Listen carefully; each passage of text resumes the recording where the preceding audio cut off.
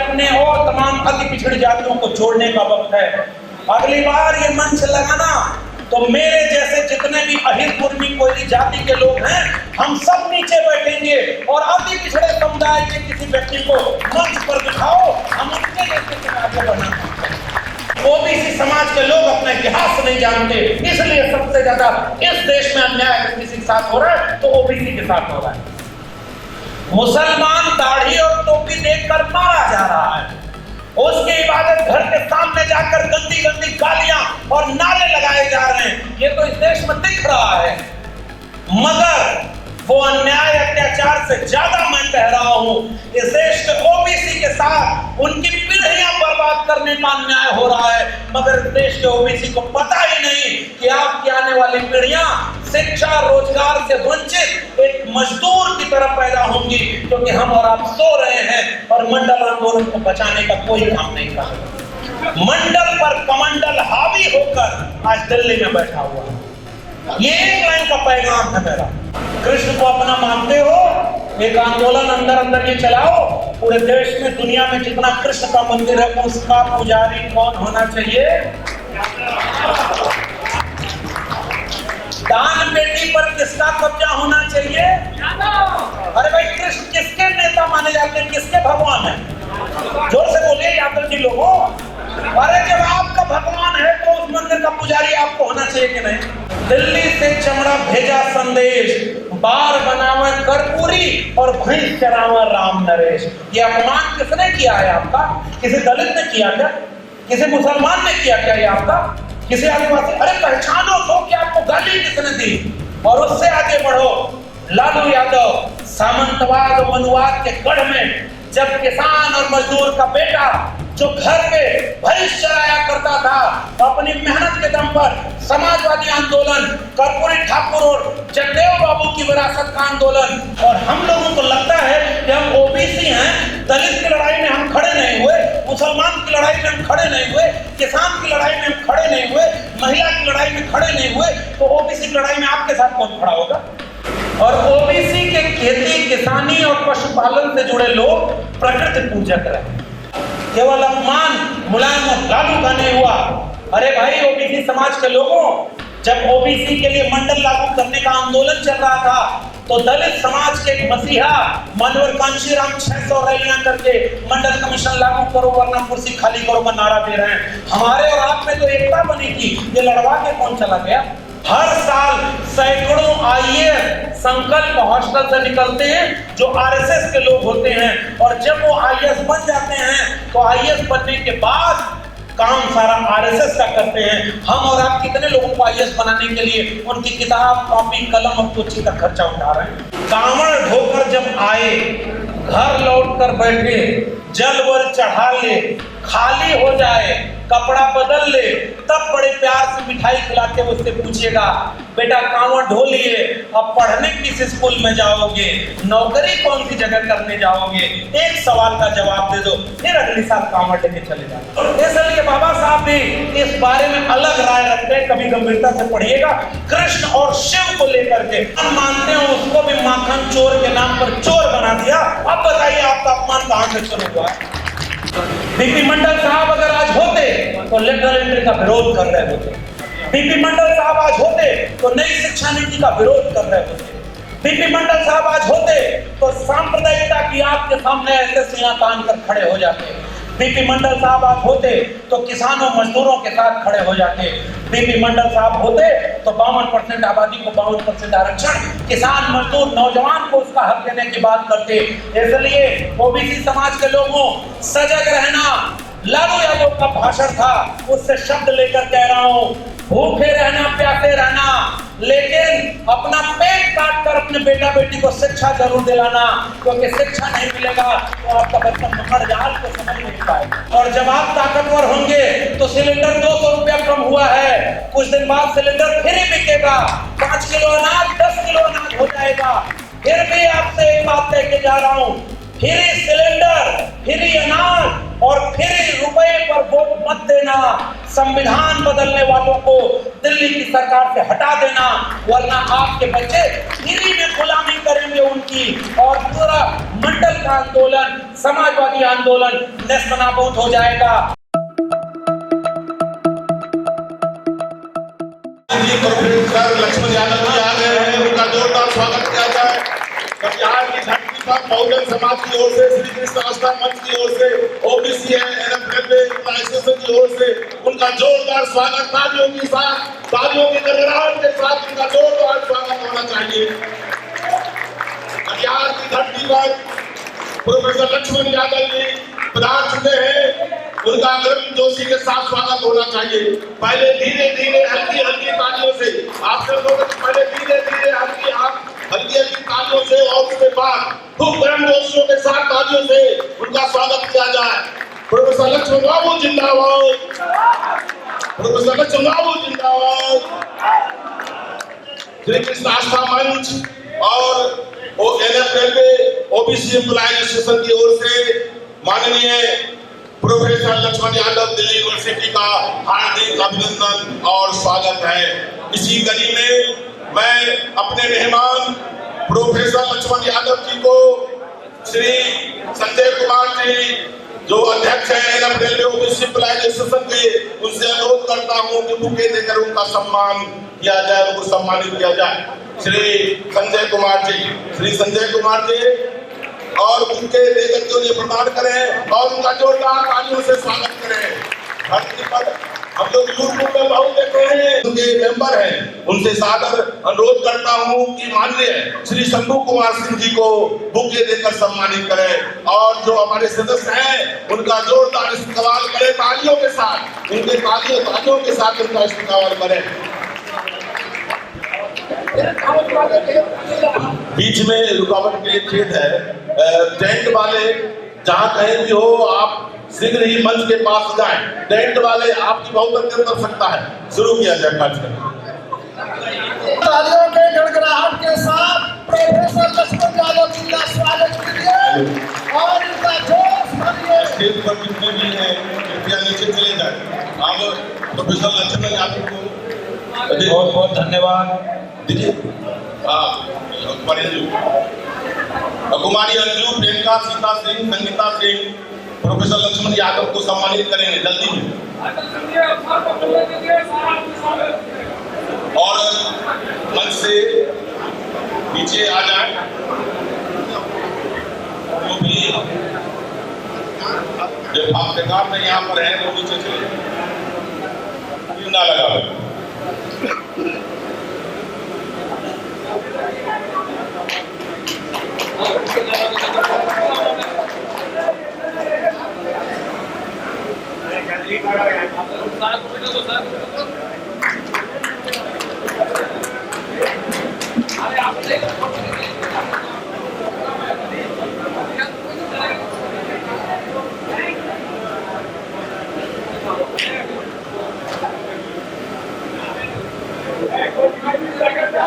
बहुत बहुत धन्यवाद संचालक महोदय।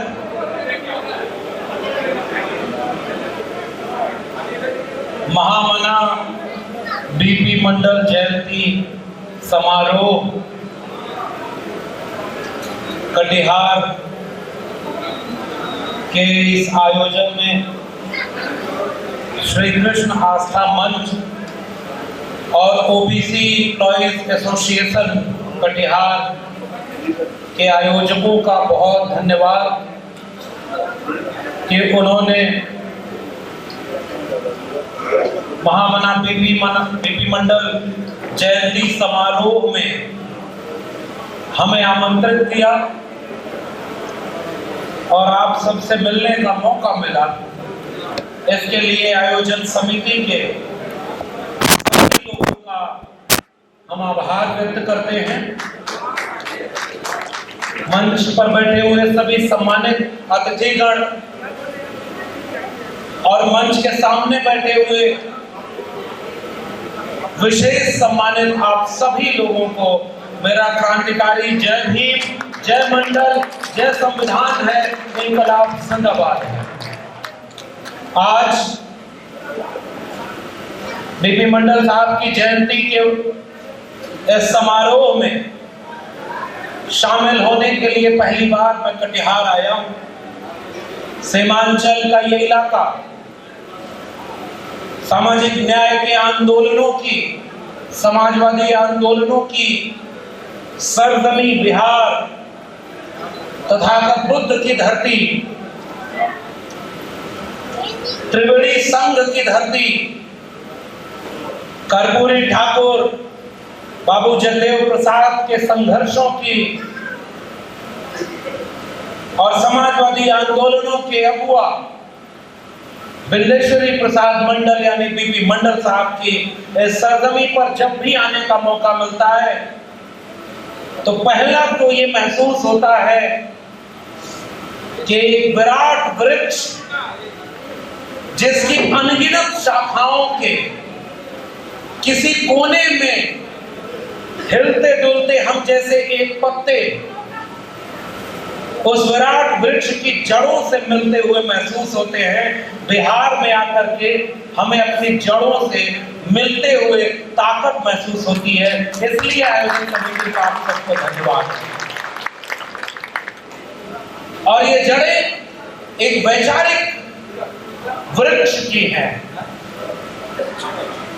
जब भी हम तथागत बुद्ध को याद करते हैं तो ऐसा लगता है कि हम अपनी सबसे पुरानी और सबसे मजबूत जड़ को याद कर रहे हैं, क्योंकि अगर वो जड़ इतनी मजबूत न होती तो इतने हमलों और इतनी आंधियों के बाद हमारे जैसे पत्ते आज महफूज न होते। जब भी बिहार में आकर के इस बात का मौका मिलता है कि हम त्रिवेणी संघ के अपने विरासत को याद करें, अर्जक संघ के बाबू जगदेव प्रसाद शोषित समाज दल उस विरासत को याद करें, तो आप ये महसूस होता है कि उन संघर्षों को एक बार फिर से हम जीते हैं। उन कुर्बानियों का हमारे ऊपर कर्ज है जो गालियां कर्पूरी ठाकुर को दी गई, जो ज्यादती बाबू जगदेव प्रसाद को सहनी पड़ी, जो अपमान त्रिवेणी संघ के लोगों को सुनना पड़ा, जो संघर्ष यहां के समाजवादी आंदोलन में किया, ये सब कुछ यहां आकर ताजा हो जाता है। बिहार के लोगों आपको बधाई देने का भी जी चाहता है, लेकिन आपके बीच में आकर यह भी उम्मीद होती है कि बधाई दें या उस जिम्मेदारी का एहसास कराएं कि आपकी इतनी पुरानी सरजमीन, संघर्षों की जमीन और यहाँ के इतने समृद्ध लोगों के बीच में इस देश में आज जब हम बात कर रहे हैं तो वक्त ऐसा है कि कुछ लोग हमारे आपके वोट से सरकार में बैठकर कहते हैं कि हमें इस देश का संविधान बदलना है और इसे हिंदू राष्ट्र बनाना है।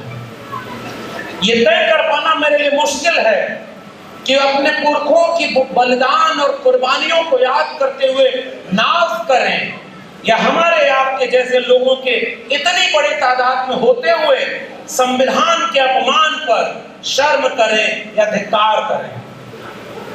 जिस समय ये माहौल हम बातचीत कर रहे हैं, ये तो एक हमारे आलिशान वारिस का मंच सजा हुआ है और बिहार में खड़े होकर बीपी मंडल साहब को याद करना सबसे पहली बात जो मैं बार बार इस तरह के मंचों पर कबूल करता हूं।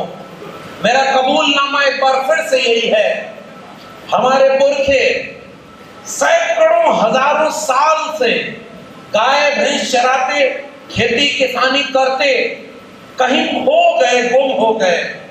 हम भी आज कहीं गाय भैंस चरा रहे होते, खेत में काम कर रहे होते या मजदूरी कर रहे होते और इलाहाबाद विश्वविद्यालय में पढ़ने का मौका मिला, दिल्ली विश्वविद्यालय में पढ़ने का मौका मिला और पिछले तकरीबन 14 साल से दिल्ली विश्वविद्यालय में पढ़ा रहे हैं। हमें शुरुआत में लगता था कि ये सब कुछ संभव हुआ क्योंकि मेरे घर वालों ने मुझे पढ़ाया और इस मेहनत से मैं अपने घर वालों का शुक्रिया भी अदा करता हूं।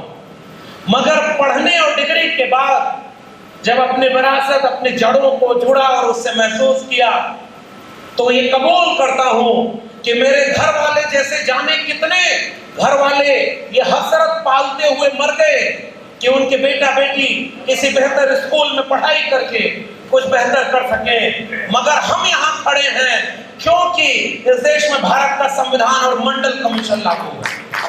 अगर इस देश में भारत का संविधान और मंडल कमीशन न होता तो मैं यहाँ नहीं होता और आज किसी खेत में गाय भैंस चरा रहा हो। इसलिए अपने विरासत को याद करने का एक मंच है और ये बात गांव के लोगों तक पहुंचानी है। हमें तो लाभ मिल गया भारत के संविधान का और मंडल कमीशन का, मगर बीपी मंडल साहब ने जो ख्वाब देखा था अभी भी इस देश की आधी से ज्यादा आबादी को उसका लाभ अभी पहुंचा नहीं। ये तो एम्प्लॉयज एसोसिएशन है ना, सरकारी मुलाजिम है, बहुत सारे सामाजिक कार्यकर्ता यहाँ हैं, बुद्धिजीवी हैं, पढ़े लिखे जागरूक लोग इस मंच और इस सभागार में मौजूद हैं। तो हम सारे जागरूक लोगों को ये बात कबूल करनी चाहिए कि हमने भारत के संविधान का लाभ लिया, हमने मंडल कमीशन का लाभ लिया और आज जब भारत का संविधान और मंडल कमीशन दोनों सबसे ज्यादा खतरे में हैं, तो हम लाभ लेने वाले लोग क्या कर रहे हैं? केवल वही औपचारिकता का सम्मेलन, केवल वही जो कन्विंस लोग हैं सभागार में, जो ऑलरेडी कन्विंस हैं, जागरूक हैं, उन्हीं के बीच में आकर भाषण दे। आपका फूल माला और गुलदस्ता इतने कम उम्र में हम जैसे लोगों को जब इतना सम्मान मिलता है तो कैसे अच्छा नहीं लगेगा? हमें भी कभी कभी ये गुमान हो जाता है कि हम बहुत तेज मार खाए हैं, मगर जब पूरे विरासत को याद करते हैं तो लगता है कि हम कहाँ हैं। हमारी तो जितनी उम्र होगी उससे ज्यादा उम्र संघर्षों में खपा देने वाले लोग इस मंच पर और सभागार में बैठे होंगे। उनके सामने हमारी क्या मिसाल, इनका अनुभव, इनका संघर्ष। और हम तो दिल्ली में बैठे हैं ना, वहां तो फिर भी थोड़ा कैमरा है, थोड़ा लाइट है, थोड़ी नौकरी है, वहां हम कुछ बोलते हैं तो उसकी बात दूर तक जाती है। मगर मुझसे ज्यादा संघर्ष वो व्यक्ति कर रहा है जो कटिहार के किसी गांव में, किसी कस्बे में, किसी मोहल्ले में अकेले बिना टीवी और कैमरा के, बिना अखबार के किसी अन्याय के खिलाफ लड़ रहा होगा और अकेला पड़ रहा होगा। मैं उसको याद करना चाहता हूं। और अगर मैं अपने गांव के उस अंतिम व्यक्ति की लड़ाई में शामिल नहीं हूं तो मुझे ये सम्मान लेने का कोई अधिकार नहीं है। ये तो हमें मौका मिला, इसका सम्मान है, लेकिन हम जानते हैं कि ये लड़ाई व्यक्तियों की नहीं। आप अभी मेरे नाम का नारा लगा रहे थे, कोई फायदा नहीं इसका। किसी एक व्यक्ति को अगर हमने मजबूत किया तो कल को वो व्यक्ति या तो बहुत मजबूत हो जाएगा तो किसी बड़े ओहदे पर चला जाएगा, कोई बहुत मजबूत हो जाएगा तो वो ज्यादा में बिकेगा, उसकी बोली ज्यादा लगेगी, या हो सकता है वो डरा दिया जाए, जेल में डाल दिया जाए, मार दिया जाए। एक व्यक्ति को अगर आपने मजबूत किया तो व्यक्ति के ऊपर आपका मिशन और आंदोलन टिक गया। मगर जब आप अपने विचारधारा और अपने समाज को मजबूत करते हैं तो एक व्यक्ति जाता है, फिर कोई और खड़ा हो जाता है और वो कारवां लगातार चलता रहता है। इसलिए व्यक्तियों की बजाय विचारधारा को मजबूत करने का एक संकल्प लेकर यहाँ से जाइए। ये ठीक बात है कि हम भी जोखिम उठा रहे हैं, शंभू बैठे हुए हैं। आज आप गूगल करके एक चीज देखिएगा, करोड़ों करोड़ रुपए हमारी जेब से जाते हैं, तब कोई सरकार चलती है और कोई मीडिया हाउस चलता है। वो हमारे पैसे से चल रहा होता है क्योंकि वो जो बेच रहा है उसके खरीदार हम हैं, मगर वहां हमारे लोग नहीं हैं। वहां जो बेच रहा है वो भी वही है, जो उसका फायदा उठा रहा है वो भी वही है, जो सरकार बनवा रहा है, सरकार गिरा रहा है, वो भी वही लोग हैं, और हम लोग केवल तमाशा देखने वाले हैं। और उस पूरी दुनिया में सोशल मीडिया अगर न होती तो एक बात याद रखिएगा, ये जितने विरासत का हम क्लेम कर रहे हैं ना, ये विरासत कब के लुट गई होती उस मेन स्ट्रीम मीडिया की वजह से, मगर सोशल मीडिया ने इस आंदोलन को जिंदा रखा और हम जैसे लोग उसी सोशल मीडिया की वजह से आप तक पहुंच पाए। और उस सोशल मीडिया से क्योंकि हम बिना डरे अपनी बात बोलते हैं। आप गूगल करके देखिएगा, एक रिपोर्ट आई है, वो YouTube चैनलों का सर्वे देती है कि किसका हर महीने या सालाना कितनी रीच है, कितने लोग उसे देख रहे हैं। और खोजिएगा उसमें तीसरे या चौथे नंबर पर आज भी मैंने देखा नेशनल दस्तक, जिसे शंभू चलाते हैं, वो आज भी देश का तीसरा या चौथा नंबर का सबसे महत्वपूर्ण चैनल है। 8 मिलियन से ज्यादा लोग देखते हैं क्योंकि शंभू सच बोलते हैं। शंभू सच बोले, इससे ज्यादा जरूरी ये है कि शंभू जैसे पत्रकार, नेशनल दस्तक, न्यूज बीट, दलित दस्तक, आर्टिकल 19 ऐसे जो चैनल हैं, वो सच बोलने से ज्यादा जरूरी वह काम कर रहे हैं जो मीडिया, मेन स्ट्रीम मीडिया नहीं दिखाता। हमारी और आपकी खबरें वो हमारे लोग दिखा रहे हैं, इसलिए इनकी ताकत बनना हमारी जिम्मेदारी है। और वो ताकत इसलिए भी बनना है क्योंकि हमारे लोग बहुत जोखिम उठाकर ये काम कर रहे हैं। हम भी जोखिम उठा रहे हैं। प्रोफेसर तो दिल्ली विश्वविद्यालय में 10,000 से ज्यादा है। अगर आप प्रोफेसर को बुलाना चाहते, आप मेरी डिग्री देखकर मुझे बुलाना चाहते, तो आप मेरे विश्वविद्यालय के वाइस चांसलर को बुलाते या उससे बड़े किसी वाइस चांसलर बनाने वाले को बुलाते। मैं तो वैसे में भी ठेके पर प्रोफेसर हूं, आज हूं कल नहीं। इस देश में जब सब कुछ ठेके पर है तो हम ठेके पर हैं, इसका कोई अफसोस नहीं, क्योंकि उन्होंने शिक्षा बेच दी है। आएंगे उस बात पर। तो एक ठेके पर प्रोफेसर को आपने क्यों बुलाया और क्यों इतना सम्मान दिया?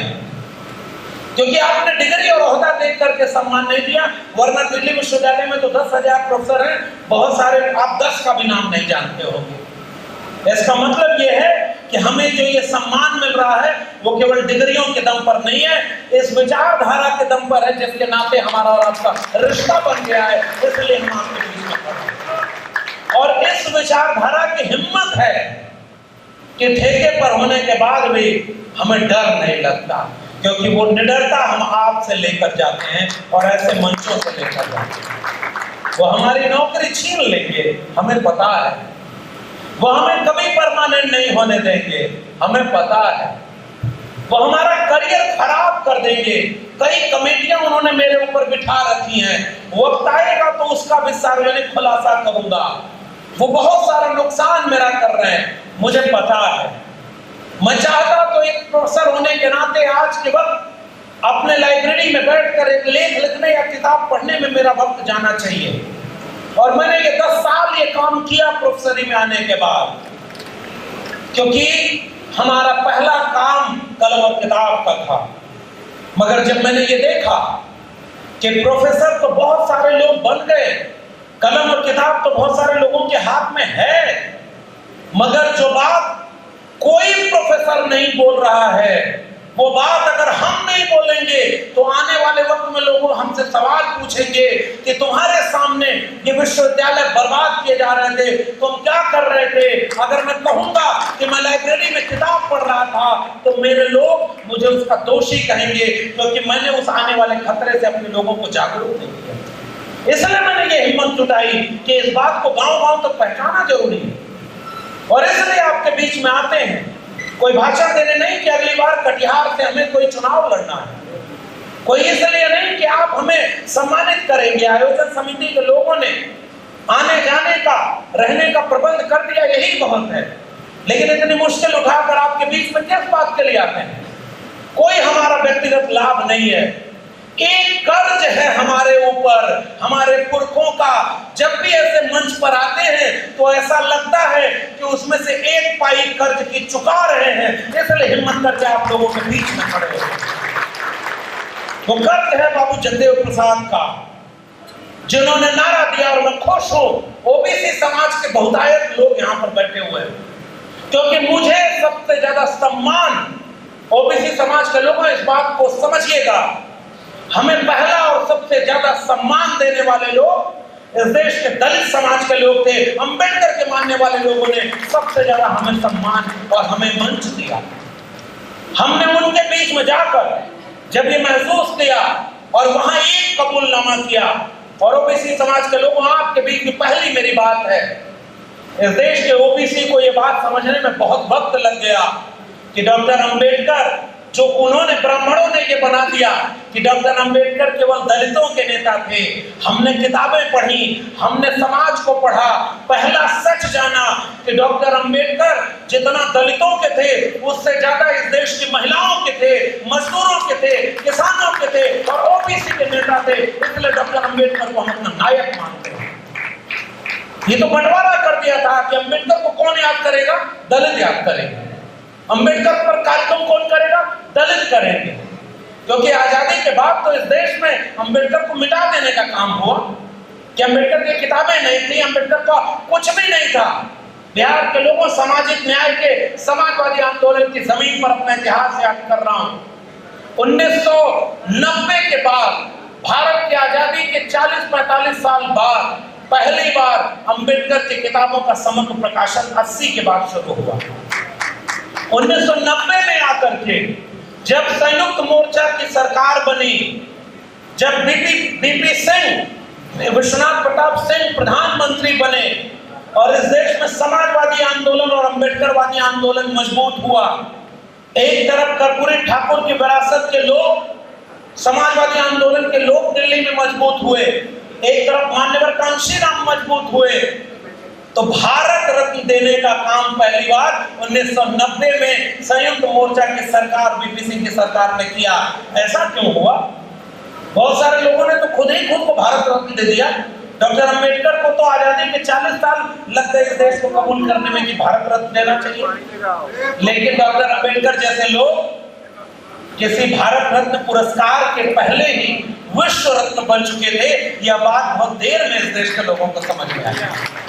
और मैं ये बात कहना चाहता हूं कि अब जो लोग इंडिया गठबंधन बनाकर कोशिश कर रहे हैं कि 24 में मनुवादियों को सरकार में आने से रोकें, एक वादा उनको अपने घोषणा पत्र में और करना चाहिए कि जब हमारी सरकार बने 2024 में, तो 2024 में सरकार बनने के बाद हम मान्यवर कांशीराम और कर्पूरी ठाकुर के साथ बीपी मंडल को भारत रत्न देने का काम करेंगे। ये वादा करिए। देखिए, आपको अपने लोग अपना मानना शुरू करें। बीपी मंडल भारत रत्न नहीं है क्या? कर्पूरी ठाकुर भारत रत्न नहीं है क्या? मान्यवर कांशीराम और जगदेव बाबू, मैं कहना चाहता हूं कि ये 3-4 लोगों से शुरुआत करो।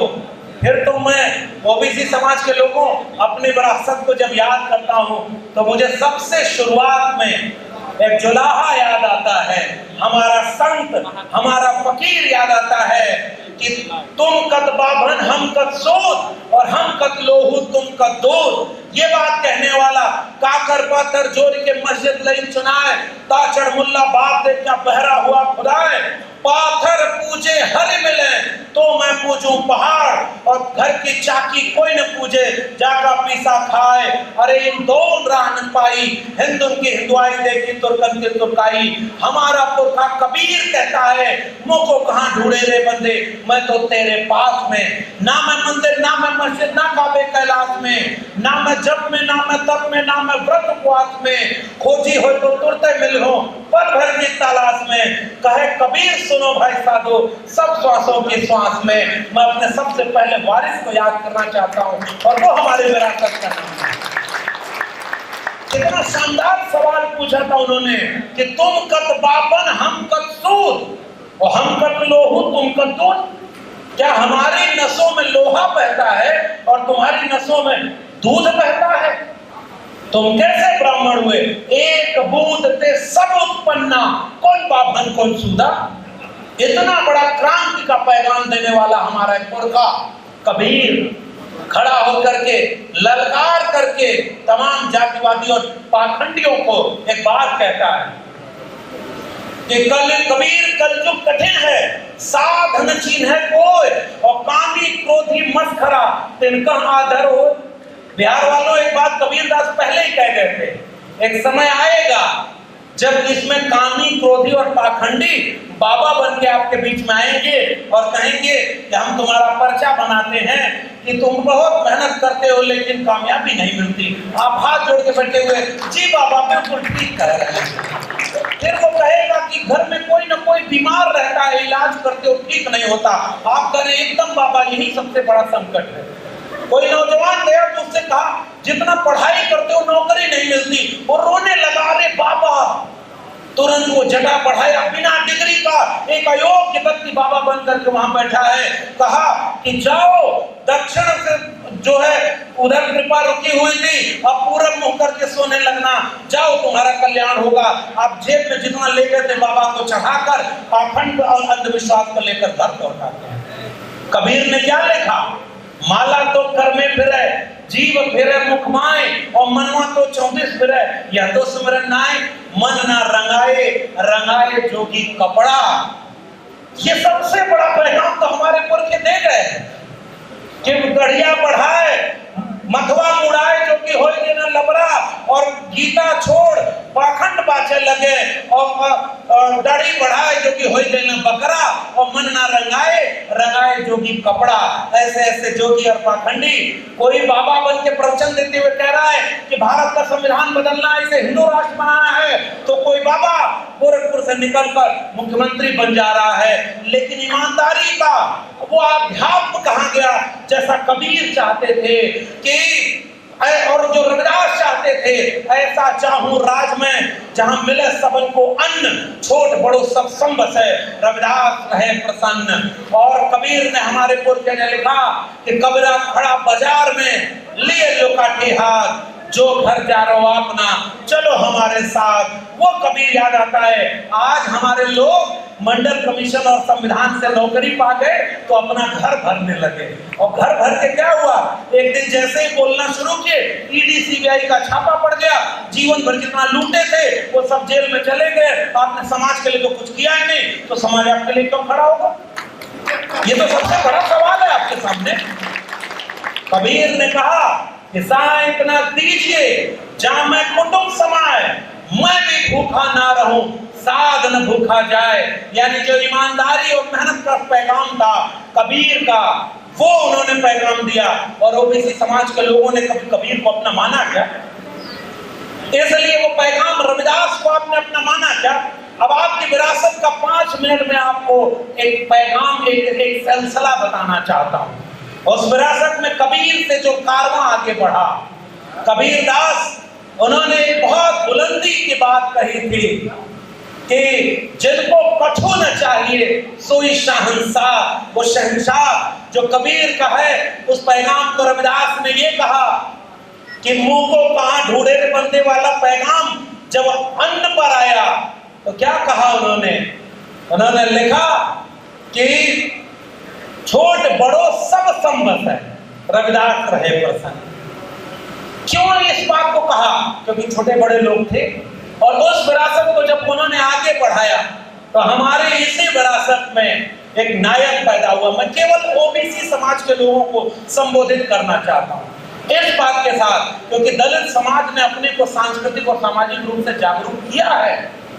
हमारा ओबीसी समाज बिखरा हुआ है, और बिखरने की वजह भी है, मैं ऐसा इसका कोई गलत नहीं कहता हूँ, क्योंकि ये कोई जाति और वो नहीं है। अछूत होने का दर्द तो हमारे यहाँ सहा नहीं गया।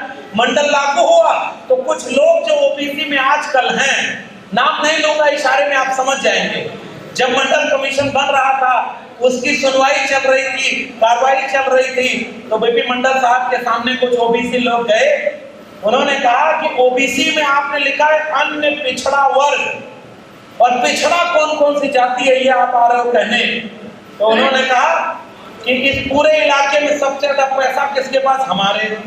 सबसे ज्यादा जमीन किसके पास? हमारे। सबसे ज्यादा धन संपत्ति किसके पास? हमारी। बिजनेस व्यापार किसके पास? हमारे। हमारे इलाके में किसी का औकात ही नहीं है कि कोई हमारा शोषण कर ले। हम कोई पिछड़े उछड़े नहीं है, और ना हम ओबीसी में शामिल होंगे। ये आपका इतिहास है। कुछ दिन बाद जब मंडल लागू हो गया तो इस देश में आंदोलन हुए कि हमको भी पिछड़े में शामिल कर लो, क्योंकि तब उनको समझ में आया कि जगह, जमीन, धन संपत्ति 2-3 पीढ़ी बाद जब खत्म होने लगी, तब जाकर के मंडल ने जो कलम और किताब का, संविधान का अधिकार दिया था, वह जब पाना हुआ तो उनको पता चला कि हम तो ओबीसी में है ही नहीं, और धन संपत्ति तो लुट बनता है कि हम त्रिवेणी संघ के अपनी विरासत को याद करें। अर्जक संघ के बाबू जगदेव प्रसाद शोषित समाज दल उस विरासत को याद करें तो आप ये महसूस होता है कि उन संघर्षों को एक बार फिर से हम जीते हैं।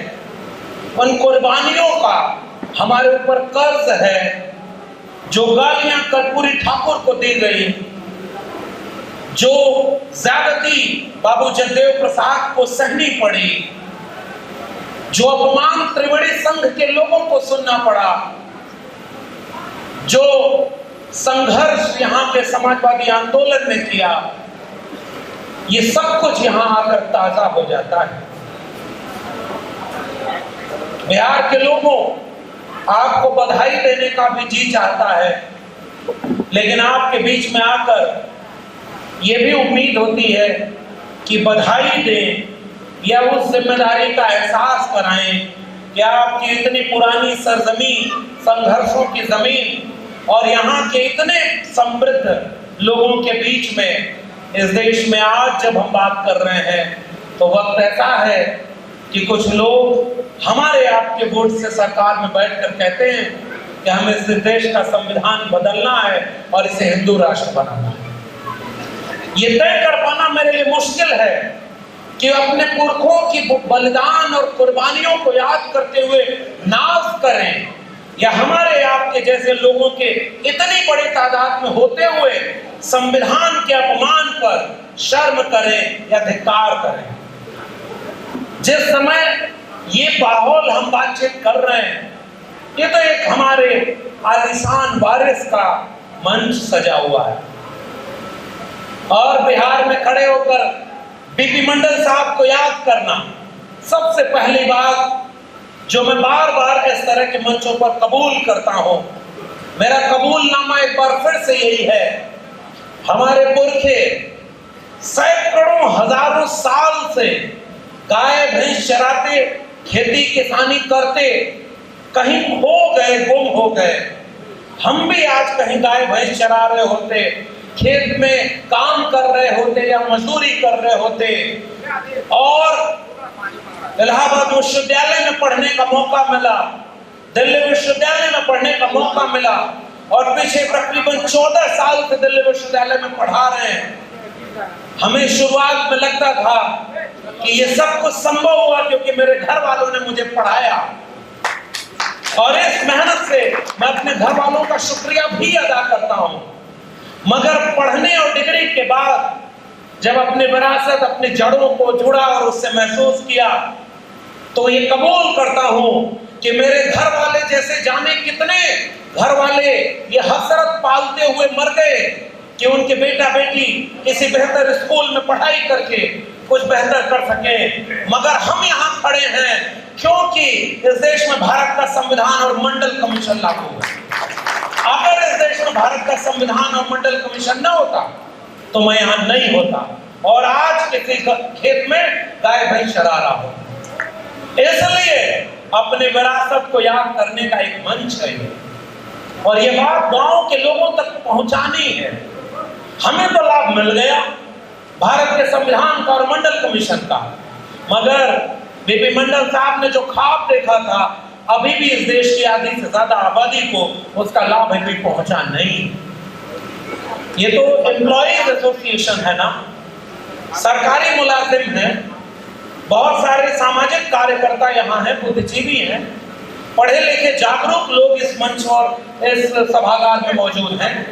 तो हम सारे जागरूक लोगों को ये बात कबूल करनी चाहिए कि हमने भारत के संविधान का लाभ लिया, हमने मंडल कमीशन का लाभ लिया और आज जब भारत का संविधान और मंडल कमीशन दोनों सबसे ज्यादा खतरे में हैं तो हम लाभ लेने वाले लोग क्या कर रहे हैं? केवल वही औपचारिकता का सम्मेलन, केवल वही जो कन्विंस लोग हैं सभागार में जो ऑलरेडी कन्विंस हैं, जागरूक हैं, उन्हीं के बीच में आकर भाषण दे।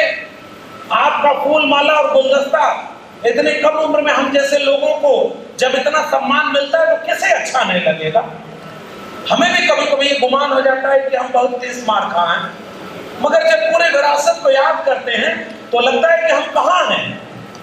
हमारी तो जितनी उम्र होगी उससे ज्यादा उम्र संघर्षों में खपा देने वाले लोग इस मंच पर और सभागार में बैठे होंगे। उनके सामने हमारी क्या मिसाल, इनका अनुभव, इनका संघर्ष। और हम तो दिल्ली में बैठे हैं ना, वहां तो फिर भी थोड़ा कैमरा है, थोड़ा लाइट है, थोड़ी नौकरी है, वहां हम कुछ बोलते हैं तो उसकी बात दूर तक जाती है। मगर मुझसे ज्यादा संघर्ष वो व्यक्ति कर रहा है जो कटिहार के किसी गांव में, किसी कस्बे में, किसी मोहल्ले में अकेले बिना टीवी और कैमरा के, बिना अखबार के किसी अन्याय के खिलाफ लड़ रहा होगा और अकेला पड़ रहा होगा। मैं उसको याद करना चाहता हूं। और अगर मैं अपने गांव के उस अंतिम व्यक्ति की लड़ाई में शामिल नहीं हूं तो मुझे ये सम्मान लेने का कोई अधिकार नहीं है। ये तो हमें मौका मिला, इसका सम्मान है। लेकिन हम जानते हैं कि ये लड़ाई व्यक्तियों की नहीं। आप अभी मेरे नाम का नारा लगा रहे थे, कोई फायदा नहीं इसका। किसी एक व्यक्ति को अगर हमने मजबूत किया तो कल को वो व्यक्ति या तो बहुत मजबूत हो जाएगा तो किसी बड़े ओहदे पर चला जाएगा, कोई बहुत मजबूत हो जाएगा तो वो ज्यादा में बिकेगा, उसकी बोली ज्यादा लगेगी, या हो सकता है वो डरा दिया जाए, जेल में डाल दिया जाए, मार दिया जाए।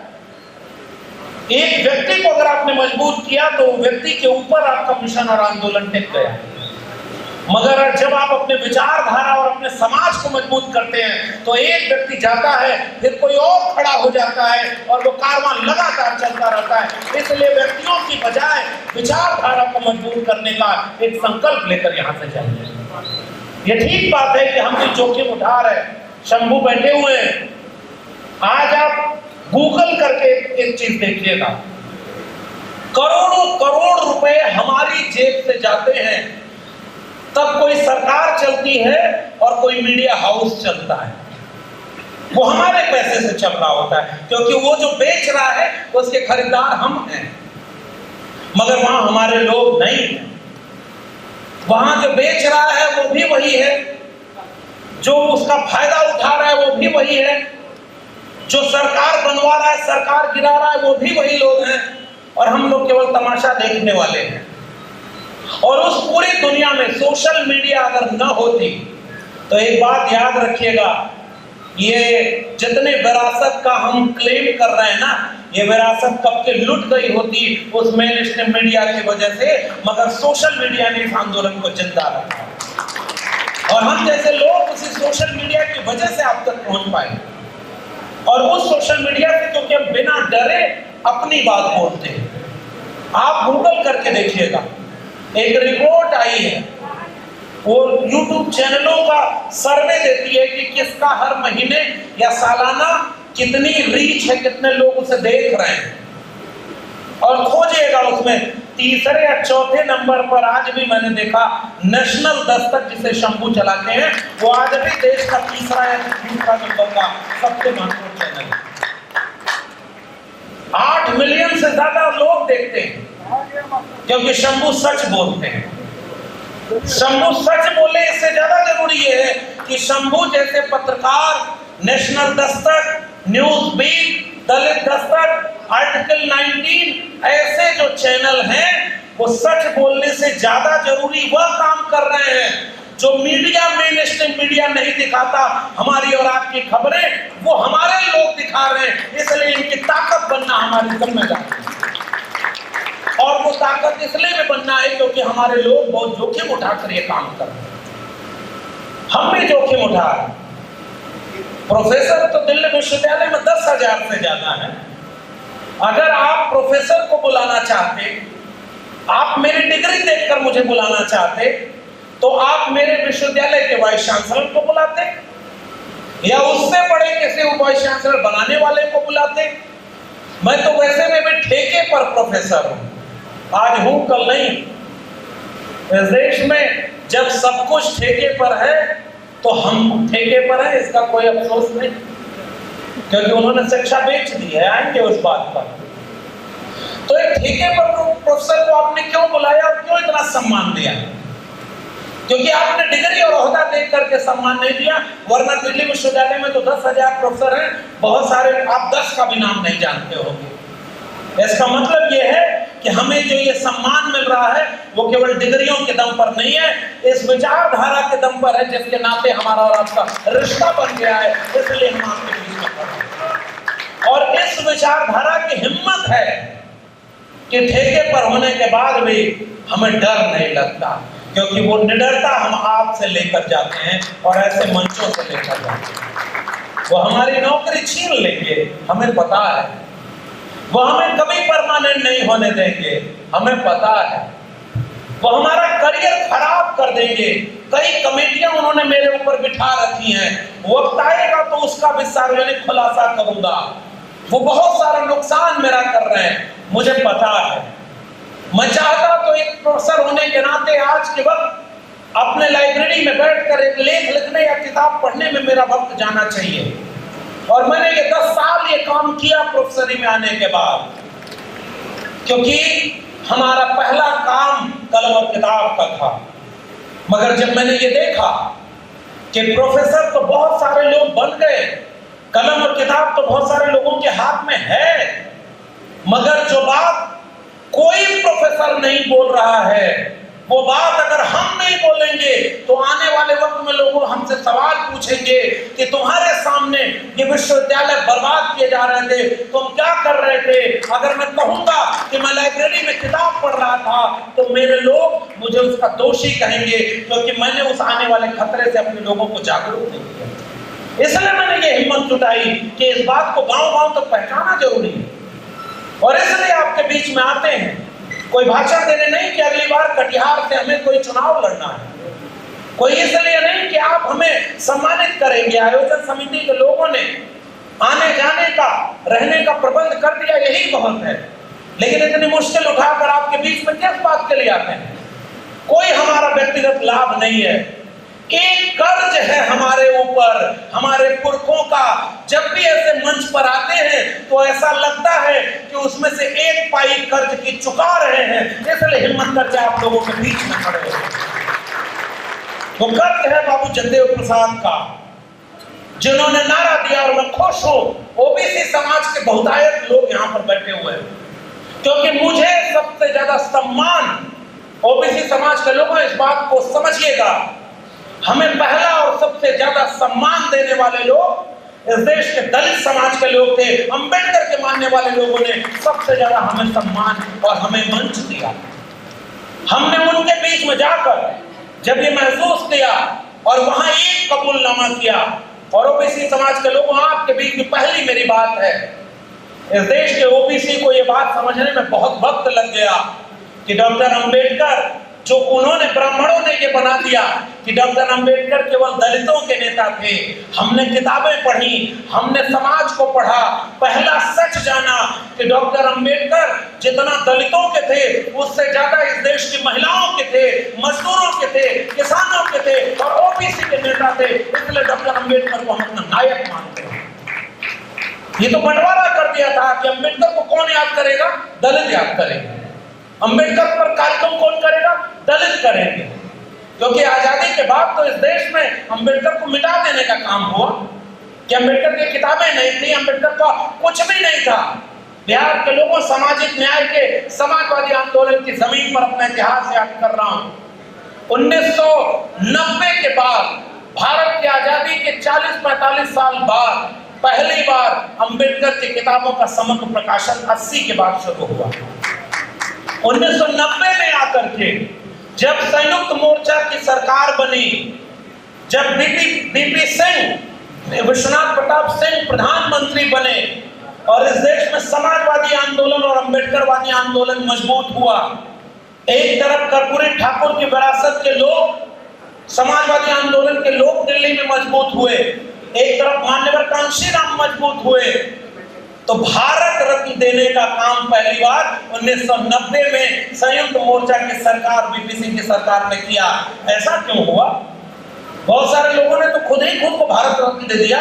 डॉक्टर अंबेडकर को तो आजादी के 40 साल लग गए इस देश को कबूल करने में कि भारत रत्न देना चाहिए, लेकिन डॉक्टर अंबेडकर जैसे लोग किसी भारत रत्न पुरस्कार के पहले ही विश्व रत्न बन चुके थे। यह बात बहुत देर में इस देश के लोगों को समझ में आई। और मैं ये बात कहना चाहता हूं कि अब जो लोग इंडिया गठबंधन बनाकर कोशिश कर रहे हैं कि 24 में मनुवादियों को सरकार में आने से रोकें, एक वादा उनको अपने घोषणा पत्र में और करना चाहिए कि जब हमारी सरकार बने 2024 में, तो 2024 में सरकार बनने के बाद हम मान्यवर कांशीराम और कर्पूरी ठाकुर के साथ बीपी मंडल को भारत रत्न देने का काम करेंगे। ये वादा करिए। देखिए, आपको अपने लोग अपना मानना शुरू करें। बीपी मंडल भारत रत्न नहीं है क्या? कर्पूरी ठाकुर भारत रत्न नहीं है क्या? मान्यवर कांशीराम और जगदेव बाबू, मैं कहना चाहता हूं कि ये 3-4 लोगों से शुरुआत करो। फिर तो मैं ओबीसी समाज के लोगों अपनी विरासत को जब याद करता हूं तो मुझे सबसे शुरुआत में एक जुलाहा याद आता है, हमारा संत, हमारा फकीर याद आता है कि तुम कद बाभन हम कद सोद और हम कद लोहू तुम कद दूध। ये बात कहने वाला काकर पाथर जोड़ के मस्जिद लई चुनाए, ताचड़ मुल्ला बाप दे क्या बहरा हुआ खुदाए। पाथर पूजे हर मिले तो मैं पूजूं पहाड़, और घर की चाकी कोई न पूजे जाका पीसा खाए। अरे इन दोन राह न पाई, हिंदुन की हिंदुआई देखी तुर्कन की तुर्काई। हमारा पुरखा कबीर कहता है, मुँह को कहाँ ढूंढे रे बंदे, मैं तो तेरे पास में। ना मैं मंदिर, ना मैं मस्जिद, ना काबे कैलाश में, ना मैं जप में, ना मैं तप में, ना मैं व्रत उपवास में। खोजी हो तो तुरते मिल हो पल भर की तलाश में। कहे कबीर सुनो भाई साधो, सब श्वासों के श्वास में। मैं अपने सबसे पहले वारिस को याद करना चाहता हूँ, और वो हमारे विरासत का नाम है। कितना शानदार सवाल पूछा था उन्होंने कि तुम कद बापन हम कद सूद और हम कद लोहू तुम कद दूध। क्या हमारी नसों में लोहा बहता है और तुम्हारी नसों में दूध बहता है? तुम कैसे ब्राह्मण हुए? एक बूंद ते सब उत्पन्ना, कौन बाभन कौन सूदा। इतना बड़ा क्रांति का पैगाम देने वाला हमारा पुरखा कबीर खड़ा होकर के ललकार करके तमाम जातिवादियों और पाखंडियों को एक बात कहता है कि कबीर कलयुग कठिन है, साधन चीन है कोई, और कामी क्रोधी मस्खरा तिनका आदर हो।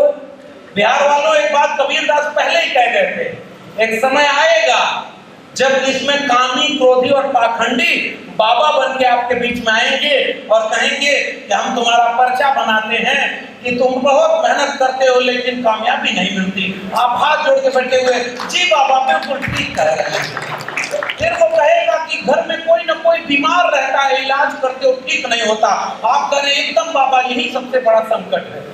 कोई नौजवान गया तो उससे कहा जितना पढ़ाई करते हो नौकरी नहीं मिलती, वो रोने लगा, अरे बाबा। तुरंत वो जटा बढ़ाया, बिना डिग्री का एक अयोग्य व्यक्ति बाबा बन करके वहां बैठा है। कहा कि जाओ दक्षिण से जो है उधर कृपा रुकी हुई थी, अब पूरब मुंह करके सोने लगना, जाओ तुम्हारा कल्याण होगा। आप जेब में जितना ले गए थे बाबा को चढ़ाकर पाखंड और अंधविश्वास को लेकर घर लौटाते हैं। कबीर ने क्या लिखा? माला तो कर में फिरे, जीव फिरे मुख माए, और मनवा तो 34 फिरे, यह तो सुमरन नाय। मन ना रंगाए, रंगाए जोगी कपड़ा। ये सबसे बड़ा पैगाम तो हमारे पुरखे दे गए कि गढ़िया बढ़ाए, मथवा मुड़ाए जो कि होए न लबरा, और गीता छोड़ पाखंड बाचे लगे, और दाढ़ी बढ़ाए जो कि होए न बकरा, और मन ना रंगाए, रंगाए जोगी कपड़ा। ऐसे ऐसे जोगी और पाखंडी। कोई बाबा बन के प्रवचन देते हुए कह रहा है कि भारत का संविधान बदलना है, इसे हिंदू राष्ट्र बनाना है, तो कोई बाबा गोरखपुर से निकलकर मुख्यमंत्री बन जा रहा है। लेकिन ईमानदारी का वो अध्यात्म कहाँ गया, जैसा कबीर चाहते थे कि और जो रविदास चाहते थे, ऐसा चाहूं राज में जहां मिले सबन को अन्न, छोट बड़ो सब संबस है, रविदास रहे प्रसन्न। और कबीर ने, हमारे पुरखे ने लिखा कि कबीरा खड़ा बाजार में लिए लोकाठी हाथ, जो घर जा रहो अपना चलो हमारे साथ। वो कबीर याद आता है। आज हमारे लोग मंडल कमीशन और संविधान से नौकरी पा गए तो अपना घर भरने लगे, और घर भर के क्या हुआ, एक दिन जैसे ही बोलना शुरू किए ईडी सीबीआई का छापा पड़ गया। जीवन भर जितना लूटे थे वो सब जेल में चले गए। आपने समाज के लिए तो कुछ किया ही नहीं, तो समाज आपके लिए क्यों खड़ा होगा? ये तो सबसे बड़ा सवाल है आपके सामने। कबीर ने कहा कि साइंक न दीजिए जहां मैं कुटुंब समाए, मैं भी भूखा ना रहूं, साध न भूखा जाए। यानी जो ईमानदारी और मेहनत का पैगाम था कबीर का, वो उन्होंने पैगाम दिया। और ओबीसी समाज के लोगों ने कभी कबीर को अपना माना क्या? इसलिए वो पैगाम रविदास को आपने अपना माना क्या?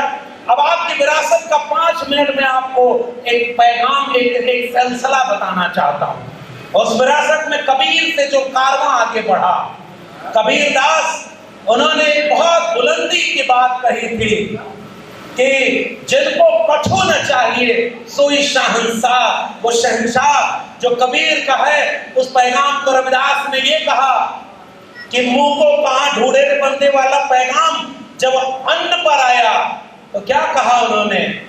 उन्होंने लिखा कि छोट बड़ो सब संबत है, रविदास रहे प्रसन्न। क्यों इस बात को कहा? क्योंकि छोटे बड़े लोग थे और उस विरासत को जब उन्होंने आगे बढ़ाया तो हमारे इसी विरासत में एक नायक पैदा हुआ। मैं केवल ओबीसी समाज के लोगों को संबोधित करना चाहता हूं इस बात के साथ, क्योंकि दलित समाज ने अपने को सांस्कृतिक और सामाजिक रूप से जागरूक किया है। हमारा ओबीसी समाज बिखरा हुआ है और बिखरने की वजह भी है। मैं ऐसा इसका कोई गलत नहीं कहता हूं, क्योंकि ये कोई जाति और वो नहीं है। अछूत होने का दर्द तो हमारे यहाँ सहा नहीं गया। मंडल लागू हुआ तो कुछ लोग जो ओबीसी में आजकल हैं, नाम नहीं लूंगा, इशारे में आप समझ जाएंगे। जब मंडल कमीशन बन रहा था, उसकी सुनवाई चल रही थी, कार्रवाई चल रही थी, तो बीपी मंडल साहब के सामने कुछ ओबीसी लोग गए। उन्होंने कहा कि ओबीसी में आपने लिखा है अन्य पिछड़ा वर्ग, और पिछड़ा कौन कौन सी जाति है ये आप आ रहे हो कहने। तो उन्होंने कहा कि इस पूरे इलाके में सबसे ज्यादा पैसा किसके पास? हमारे। सबसे ज्यादा जमीन किसके पास? हमारे। सबसे ज्यादा धन संपत्ति किसके पास? हमारी। बिजनेस व्यापार किसके पास? हमारे। हमारे इलाके में किसी का औकात ही नहीं है कि कोई हमारा शोषण कर ले। हम कोई पिछड़े उछड़े नहीं है और ना हम ओबीसी में शामिल होंगे। ये आपका इतिहास है। कुछ दिन बाद जब मंडल लागू हो गया तो इस देश में आंदोलन हुए कि हमको भी पिछड़े में शामिल कर लो, क्योंकि तब उनको समझ में आया कि जगह, जमीन, धन संपत्ति 2-3 पीढ़ी बाद जब खत्म होने लगी, तब जाकर के मंडल ने जो कलम और किताब का, संविधान का अधिकार दिया था, वह जब पाना हुआ तो उनको पता चला कि हम तो ओबीसी में है ही नहीं, और धन संपत्ति तो लूट मंडल ने दिया था, वो नहीं लूटा, और हमारे जैसे लोग मंडल के बदौलत यहाँ पर खड़े।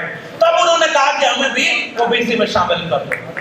इसलिए कह रहा हूं कि इस कम्युनिटी की अपने कुछ अंतर्विरोध इस कम्युनिटी में 3743 जातियां हैं और 3, 4, 6, 10 बड़ी जातियां, बड़ी संख्या में कह रहा हूं, और किसी चीज से बड़ी और छोटी नहीं कह रहा। हमारे यहाँ तो कुछ लोगों को कहा गया कि ये सवर्ण है और ये अवर्ण है। सवर्ण किससे बना पता है? स्वर्ण से, सोने से, कि वो हम क्या है? सवर्ण है। तो हमारे एक विचारक ने मुझे एक सुझाव दिया कि जब वो अपने को कहते हैं कि वो सवर्ण है, सोना है, तो 90% बहुजनों के लिए तुम एक पैगाम कहो देश में कि वो अगर सोना है तो हम लोग हीरा हैं, हम गोल्डन जातियां नहीं, हम डायमंड हैं, और इसलिए हम आत्मविश्वास की बात आपसे करने आए। उन्होंने कहा नीची जाति। भाई जाति नीची कैसे हो गई?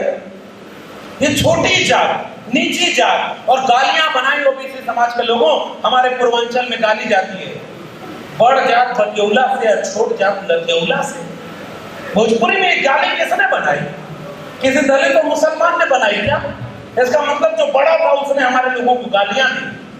बड़ जात बतियौला से आहिर गडरिया कुर्मी चोर और धर सारे का टंगरी तोड़, ये किसने गाली बनाई? आहिरे की बुद्धि 12 बजे। कौन बनाया ये? आप कल्पना करके देखिए, क्या ये गालियां दलितों ने बनाई क्या?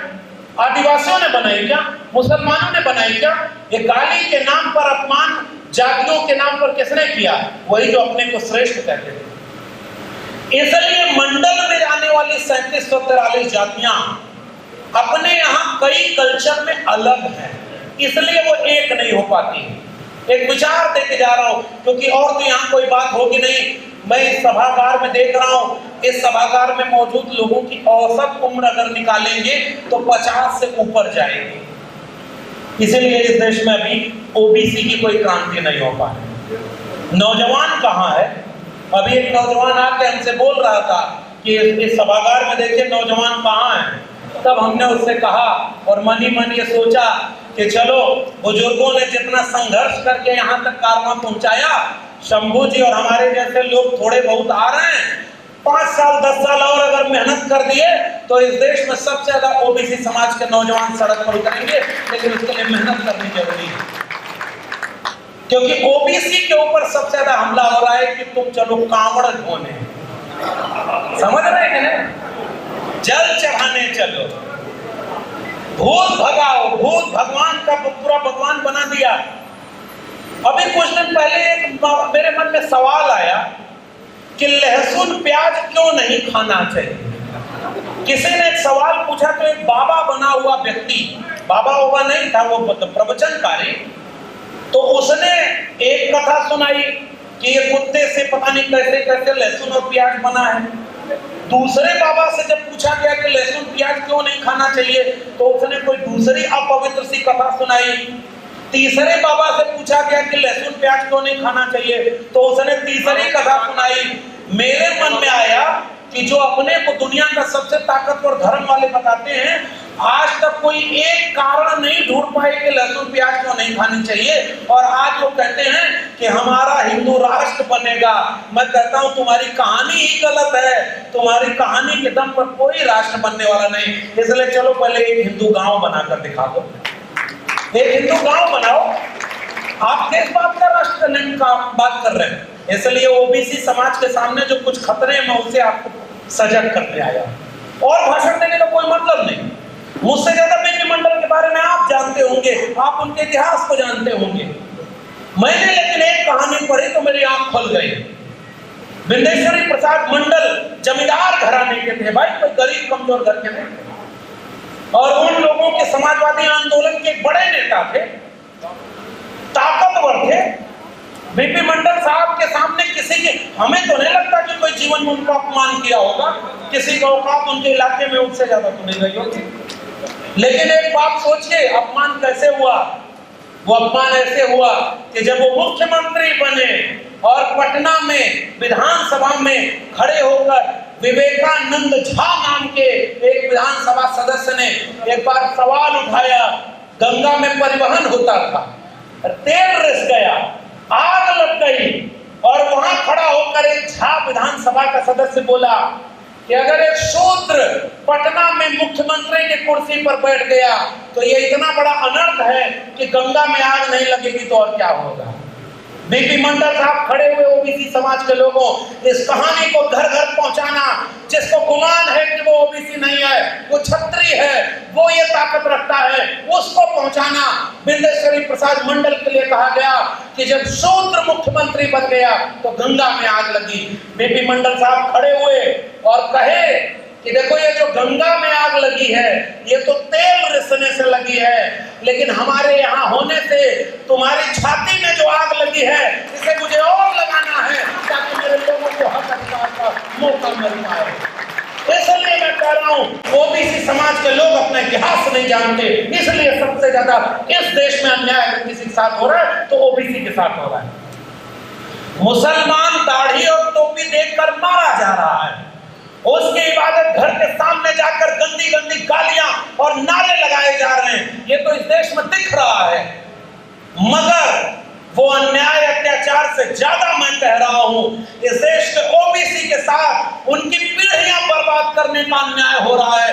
मगर इस देश के ओबीसी को पता ही नहीं कि आपकी आने वाली पीढ़ियां शिक्षा रोजगार से वंचित एक मजदूर की तरह पैदा होंगी, क्योंकि हम और आप सो रहे हैं और मंडल आंदोलन को बचाने का कोई काम नहीं कर रहे। मंडल पर कमंडल हावी होकर आज दिल्ली में बैठा हुआ है। ये एक लाइन का पैगाम है मेरा, मंडल पर कमंडल लागू हुआ। कमंडल किसके खिलाफ आया था? इस इतिहास को क्या घर घर बताने की जरूरत नहीं है क्या? ये समाजवादी आंदोलन की जमीन, वो विरासत जो कबीर साहब से शुरू हुई, उसके आगे जब बढ़ी तो हमारा एक सम्राट पैदा हुआ जिसकी माँ ओबीसी थी। उस सम्राट का जो राज तिलक और उसमें भी ओबीसी समाज के और जो अंतरजातीय विवाह हुआ था उसकी परवरिश में पैदा हुआ अपनी मां के संस्कारों जो ओबीसी थी उससे बड़ा हुआ एक चक्रवर्ती सम्राट जब इस देश में शासक बना और सम्राट अशोक के रूप में जाना जाता है, तो अखंड भारत क्या होता है ये बताने का काम सम्राट अशोक ने किया। जब तलवार उठाई तो किसी की हिम्मत नहीं थी कि उसके तलवार के सामने कोई टिक पाए, लेकिन जब तलवार की ताकत दिखा करके दिल में कलेजा था, तलवार रख दी और बुद्ध को स्वीकार करके पूरी दुनिया में बुद्ध के पैगाम को आगे बढ़ाया, तो सबसे बड़ा राजाओं का राजा कोई हुआ हमारे लिए तो वो सम्राट अशोक है। इसलिए हम अपनी विरासत को याद करते हैं। और यहीं से एक बात आपको दे रहा हूं पढ़े लिखे लोगों, इस बात को सोचना गांव-गांव। अगर मौर्य वंश आपका है, सम्राट अशोक आपके हैं, तो आप शूद्र कैसे हो गए? इस बात को जरा गहराई से सोचिएगा। शासक पाल प्रतिहार गुर्जर वंश किसके थे? ओबीसी के थे। देवगिरी में यादवों का वंश किसका था? वो ओबीसी में आता। भीलवाड़ा और गोंडवाना लैंड आदिवासी और दलित सम्राट लोग हुआ करते थे। हमारे यहाँ महाराजा सुहेल देव से लेकर के पश्चिमी उत्तर प्रदेश में मिहिर भोज तक कौन शासक था? अरे इस देश का कमेरा जो था ना वो शासक था। लेकिन वो शासन करने में जब इतना ताकतवर हुआ तो महात्मा फूले लिखते हैं कि वो जो खेत और किसानी से जुड़ा हुआ कौम थी वो ताकतवर थी। और जब ये विदेशी आए उन्होंने एक ग्रंथ लिख करके और कहानियां गढ़ करके जब वर्ण व्यवस्था बनाई, उनके सामने जो झुक गए उनको उन्होंने क्षत्रिय माना, जो नहीं झुके निडर होकर खड़े रहे उनको जानबूझकर उन्होंने शूद्र में डाल दिया। हम शूद्र थे नहीं, हमें जानबूझकर शूद्र में भरा गया ताकि हमारे लोगों को अपमानित किया जाए और उनकी जो ऐतिहासिक शासन करने वाली विरासत है उसको भुला दिया जाए। ये बात आपको कहने आया, उस पर विचार करिएगा। राजा आप हैं तो गुलाम कौन हुआ भाई? ये बात विचार करिएगा। इसलिए मैं एक निवेदन करके जा रहा हूं। ये शूद्र वाली परिभाषा को कुछ दिन के लिए छोड़ देते हैं और ये कहिए ना कि जो भी हाथ से श्रम करता है वो शासक है। और अब इस देश की दिल्ली हो, पटना हो, लखनऊ हो, उस देश पर राज करने और शासन करने का काम इस देश के 90% लोग करेंगे। किस विमर्श को चलाएंगे? क्योंकि ओबीसी में बहुत सारे लोग आ जाकर कहिए उनसे कि तुम शूद्र हो, वही आपको नाराज हो जाते हैं। गलत कह रहा हूं कि सही कह रहा हूं? वो शूद्र मानने को तैयार है क्या? आइए हमारे उत्तर भारत में भाई, देखिए हम लोग कन्विंस लोग हैं, हम लोग को अच्छा लगे बुरा, लेकिन जब आप शूद्र किसी को कहते हैं तो वो नहीं मानता। और इसलिए कह रहा हूं जोड़ने का एक इतिहास पढ़िए। उसके बाद वो जब परंपरा आगे बढ़ी, कबीर रविदास से होते हुए महात्मा ज्योतिराव गोविंदराव फूले एक माली जाति में आने वाले ओबीसी समाज के लोग थे। बहुत देर लग गई। फूले, पेरियार और अंबेडकर दक्षिण भारत से उत्तर आने में बहुत वक्त लग गया। इसलिए आज ब्राह्मणवाद और पाखंडवाद का बड़ा अड्डा कोई बना हुआ है तो ये उत्तर भारत बना हुआ है। हमारे विधायक जी ने अभी बोला, जरा पता लगाओ आज इन मनुवादियों की दक्षिण भारत के किसी राज्य में सरकार है क्या? सोचिए ना जरा, दक्षिण भारत में इनकी सरकार क्यों नहीं है? क्योंकि भूत भगवान का वहां से बिजनेस व्यापार थोड़ा कम हो गया है। तो उसके नाम पर वहां पेरियार पैदा हुआ, जिसने कहा कि ईश्वर को जिसने बनाया वो धूर्त था। अब आगे नहीं बोलूंगा, नहीं तो आयोजक लोग परेशानी में हो जाएंगे। हमारे पुरखे तो इतना लिख गए भाई, मैं तो बोल भी नहीं रहा। ये सब आकर के अभी शंभू और हम लोग जब मिलते हैं तो बात करते हैं कि बहुत सजग होकर के हमारे लोगों को समझाना है, क्योंकि कल एक मुकदमा होगा तो हम जानते हैं कि हमारे पीछे खड़े होने वाले लोग पता नहीं कितने होंगे, इसका हमें कोई गारंटी नहीं है। मेरे ऊपर हुआ, लेकिन मैंने जब ढंग का एक वकील खोजना शुरू किया तो हमारे यहाँ बड़े बड़े क्रांतिकारी तो मिल गए, लेकिन उसमें वकील ढंग का कोई मिला ही नहीं। वो कहा कि कुछ नहीं होने देंगे, ये होने देंगे, वो होने देंगे, लेकिन जब कागज और कलम की बात होती है, हमारे प्रोफेसर, हमारे वकील प्रोफेसर रतन लाल हमारे साथी हैं और दिल्ली विश्वविद्यालय में पूंजी लिख लिख करके लोग प्रोफेसर बन गए और रतनलाल को आज भी प्रोफेसर नहीं बनने दिया गया। डॉक्टर रितु सिंह को निकाल दिया नौकरी से, कल को मुझे भी निकाल देंगे। जरा खोज के देखिए कितने लोग उनके साथ खड़े हैं। हमारा समाज जब कोई शहीद हो जाता है तो उनको याद करने फूल माला चढ़ाने जाता है, जब कोई लड़ रहा होता है तो उसके साथ अकेला हो जाता है। अगर ऐसा नहीं होता तो बिहार वालों, जिस दिन लालू प्रसाद यादव को जेल हुई उस दिन बिहार को बंद हो जाना चाहिए था, नहीं हुआ तो क्या लेने वाला जेल में, जो सामने खड़ा हो उसको आप नहीं बचा पाए। अभी शंभू ने कहा ना कि हीरा चोर जेल में है और हीरा चोर इस देश में राज कर रहा है। टीवी पर बैठ करके मैं अपने विरासत को याद कर रहा हूं। झूठा आरोप है, वो भी चोरी नहीं किया है, बिल्कुल सही बात।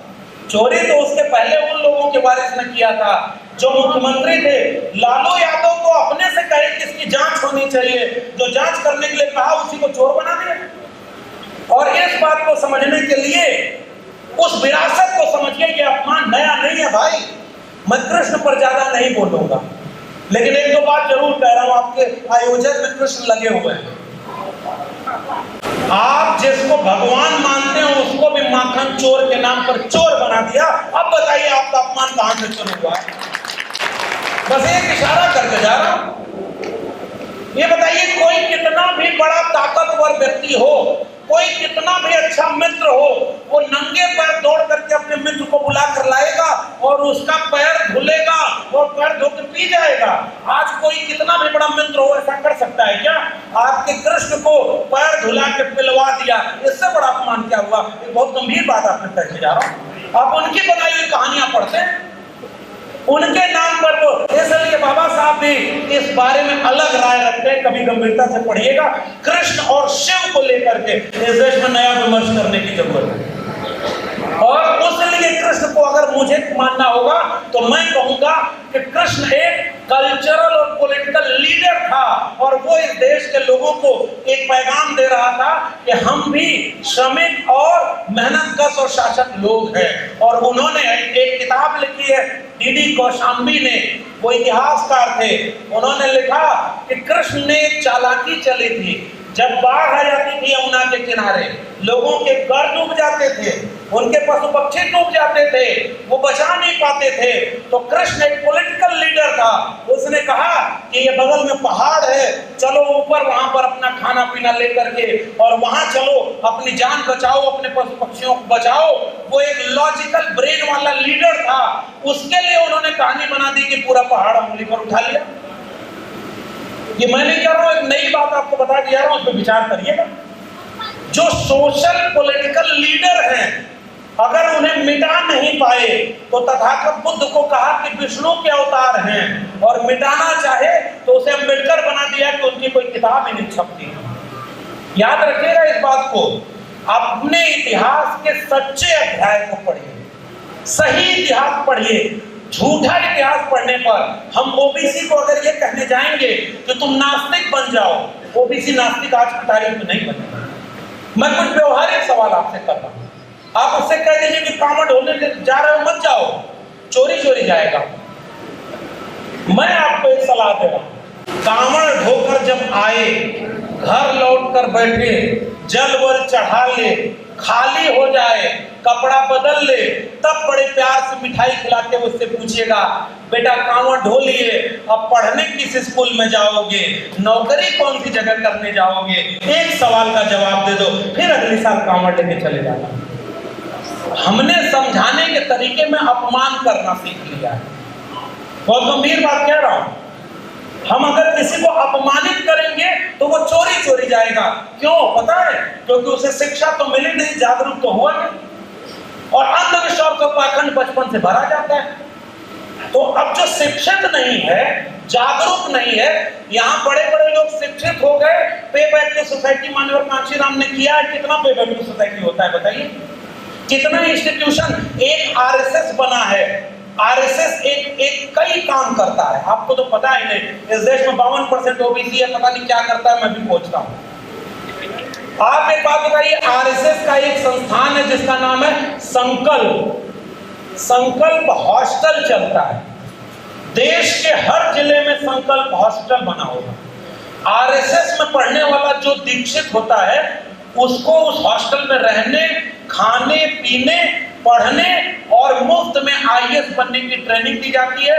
हर साल सैकड़ों आईएएस संकल्प हॉस्टल से निकलते हैं जो आरएसएस के लोग होते हैं, और जब वो आईएएस बन जाते हैं तो आईएएस बनने के बाद काम सारा आरएसएस का करते हैं। हम और आप कितने लोगों को आईएएस बनाने के लिए उनकी किताब, कॉपी, कलम और कोचिंग का खर्चा उठा रहे हैं? एक बात बताइए ना, हम लोग के कम आर्थिक रूप से कम संपन्न है। कितना मीडिया हाउस आपने खड़ा किया है, कितना कोचिंग संस्थान और हॉस्टल बनवाए हैं, कोई कमेटी ऐसी बनी क्या? अभी ये संजय जी बता रहे थे कि ओबीसी वेलफेयर एसोसिएशन बना और उसमें भी झगड़ा करवा के 2 पार्टी करवा दिया। हमारे लोग, इस देश में सबसे ज्यादा किसी का बिखराव हुआ तो समाजवादी आंदोलन का हुआ। अगर समाजवादी आंदोलन एक रहा होता तो आज पूरे देश पर लोहिया की विरासत और बाबू जगदेव प्रसाद की विरासत वाले लोगों का राज होता। लेकिन इतने टुकड़े में समाजवादी आंदोलन टूट गया, उसका नुकसान किसको हुआ? ये व्यवहारिक सवाल। इसलिए जो मैं कह रहा हूं कि जोड़ने का सूत्र क्या होगा, ओबीसी को केवल एक बात समझाइए, उससे धर्म मत छीनिए, उससे पाखंड छीनिए, उससे अंधविश्वास छीन लीजिए और कहिए तुम्हारे घर में शादी होती है तो किससे पूजा होती है? प्रकृति से होती है। चाहे वो हल्दी हो, चाहे वो दही हो, चाहे वो दूध हो, सब कुछ क्या है? प्रकृति। होली मनाई जाती है तो प्रकृति पूजा है। फसल कटती है तो फसल की पूजा होती है। खेत में महिलाएं फसल लगाती हैं तो गीत गाते हुए लगाती हैं। आप प्रकृति पूजक हैं, जैसे इस देश में आदिवासी हैं। मैं गया था पिछले दिनों छत्तीसगढ़। आदिवासी जब मुझे बड़े वाले कार्यक्रम में 25,000 लोग वहां खड़े थे और आदिवासी ले गए तो एक जगह कहे कि आपको इनकी पूजा करनी है। मैंने कहा भाई तुम इतना कैमरा लगाए हो, मुझे इनसे कह रहे हो पूजा करने का, और हम ही पूजा पाठ का विरोध करते हैं, हम अंधविश्वास पाखंड का विरोध करते हैं, ये किसके पूजा कराना चाह रहे हैं? आदिवासियों ने बताया ऐसे ही एक गमला मिट्टी का था। उन्होंने कहा कि जब हम फसल रोपते हैं ना तो जो पहली फसल तैयार होती है हमारे लिए वो देवता है और उस फसल की हम पूजा करते हैं। तब मुझे लगा कि ये तो प्रकृति पूजक पूरी जाती है। और ओबीसी के खेती, किसानी और पशुपालन से जुड़े लोग प्रकृति पूजक रहे। बीच में कोई आ गया जो पाखंड ले आया, कहानी गढ़ दिया, कहीं होलिका की कहानी गढ़ के बोले आपकी बहन बेटी को जला रहा है, कहीं कोई कहानी बनाकर कह रहा है कि हमारे यहाँ का बच्चा सूरज पी गया है, तो कोई कह रहा है कि समुद्र पी गया है, कोई मुख से पैदा हो रहा है, और झूठी झूठी कहानियां बनाकर आपके लोगों को डरा दिया और हम आप कमजोर हो गए। एक निवेदन उचित लगे तो मानिएगा, हो सकता है आपकी राय अलग हो। ओबीसी समाज के लोगों को अगर एकजुट करना है तो ओबीसी समाज को नास्तिक मत बनाइए, उसके पाखंड को खींच करके कहिए कि प्रकृति की ओर वापस लौटो। तुम्हारा लोक धर्म, लोक प्रकृति है और प्रकृति के उपासक लोग जिस दिन सब एक हो जाएंगे, चाहे वो मौर्य हो, कुर्मी हो, कुशवाहा हो, चाहे वो यादव हो, चाहे वो नाव चलाने वाले मल्लाह हो, चाहे वो ताड़ी उतारने वाले पासी हो, चाहे वो खेत में काम करने वाले किसान हो, चाहे वो हाथ से श्रम करने वाले जुलाहा, नाई, मोची हो, ये सारे लोग तो एक ही संस्कृति के हैं। जब आप कल्चर जोड़ेंगे तब आज आपके लोग जुड़ेंगे, कल्चर नहीं जोड़ेंगे तो आपके लोग बिखरे। अगर ओबीसी को 37 और 43 जातियों में मंडल साहब एक करके गए तो इस पर विचार आप भी करिए ना कि एक क्यों नहीं हो पाते। दूसरी बात, इतिहास पढ़ाना होगा हमें अपने समाज के लोगों को। महात्मा ज्योतिराव फूले माली जाति के और माली जाति के जो ज्योतिबा फूले होने के बाद एक ब्राह्मण जो उनका परम मित्र था उसकी शादी में चले गए तो वहां पर धक्का मार के भगा दिया ब्राह्मणों ने कि ये शूद्र हमारे यहाँ शादी में क्यों चला। ये शूद्र वाली परिभाषा किसकी है? उन्हीं की। घर जाकर के ज्योतिबा फूले पूछने पिता से कि अरे वो मेरा सबसे प्रिय दोस्त था, निकाल दिया। पिता ने कहा गरिमा, और अगर वो ब्राह्मणों को तुम ऐसे करते तो वो मार भी सकते थे क्योंकि धर्म विरोध में। ज्योतिबा फूले को समझ में आया, स्कूल खोलना शुरू किया। 1848 में स्कूल खोला और जब स्कूल खोला तो भिड़े वाला वहां भी मैं गया हूं। इस देश में जहां पाखंड है वहां बड़ी बड़ी इमारतें बन रही हैं और इस देश में आधुनिक पहला स्कूल खुला 1848 में। आज भी भिड़े वाला पुणे में जाकर देखिए खंडहर बन गया है और वहां कोई पूछने वाला नहीं है। इसलिए हमारा इतिहास ऐसा है क्योंकि हमने कलम और किताब को गिरवी रख दिया। महात्मा फूले और सावित्रीबाई फूले को उनके पिता ने पूछा कि या तो तुम घर चुनो या स्कूल चुनो। महात्मा फूले ने क्या चुना था?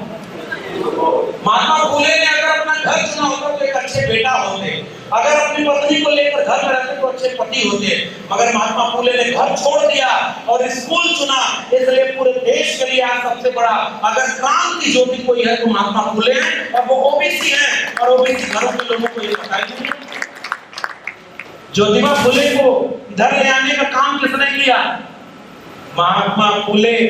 और दूसरा लड़ाई छत्रपति शाहू जी महाराज ओबीसी कुर्मी जाति और कुर्मी जिसे इधर कहते हैं, उनके दरबार में भी मैं गया।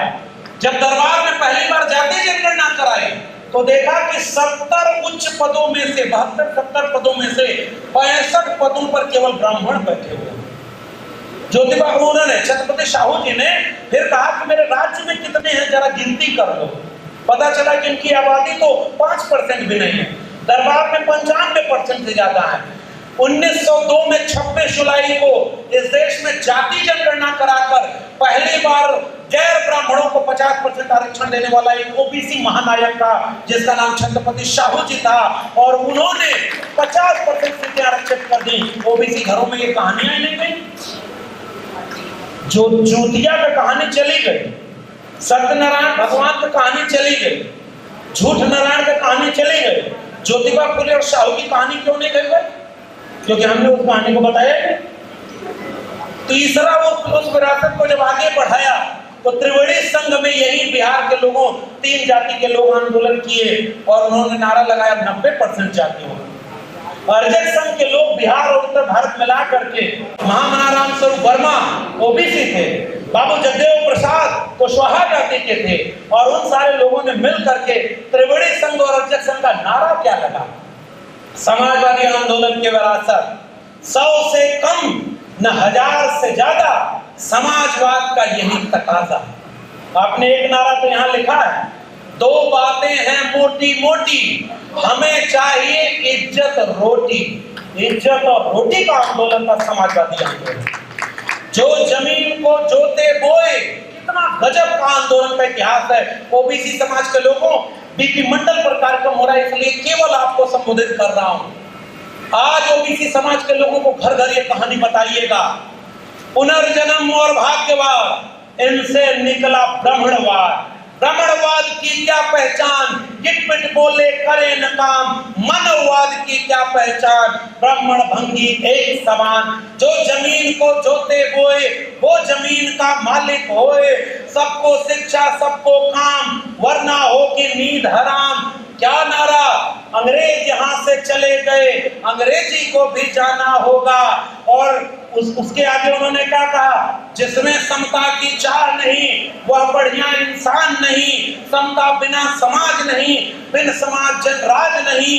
राष्ट्रपति का बेटा हो या चपरासी की हो संतान, और टाटा बिरला अंबानी हो, सबको शिक्षा एक समान। शिक्षा पर जो खर्चा हो बजट का 10वां हिस्सा हो। सबको शिक्षा सबको काम, वरना होगी नींद हराम। और सबको शिक्षा दे न सके जो, वो सरकार निकम्मी है। और जो सरकार निकम्मी है वो सरकार। अगर ये इतिहास नहीं गया तो आपको तो पता ही नहीं साहब आपकी लड़ाई क्या थी। और आज आप केवल मंदिर में घंटा बजा रहे हैं। ईडब्ल्यूएस आरक्षण लागू हुआ, ये मंडल कमीशन में आखिरी बात 2-4 मिनट में कहकर के अब विदा लूंगा। मैंने पहली बात ये कही, ओबीसी समाज के लोगों अपना नायक मानना तो शुरुआत तथागत बुद्ध से करना। और बीपी मंडल साहब के बगल में बाबा साहब डॉक्टर अंबेडकर की फोटो लगाना।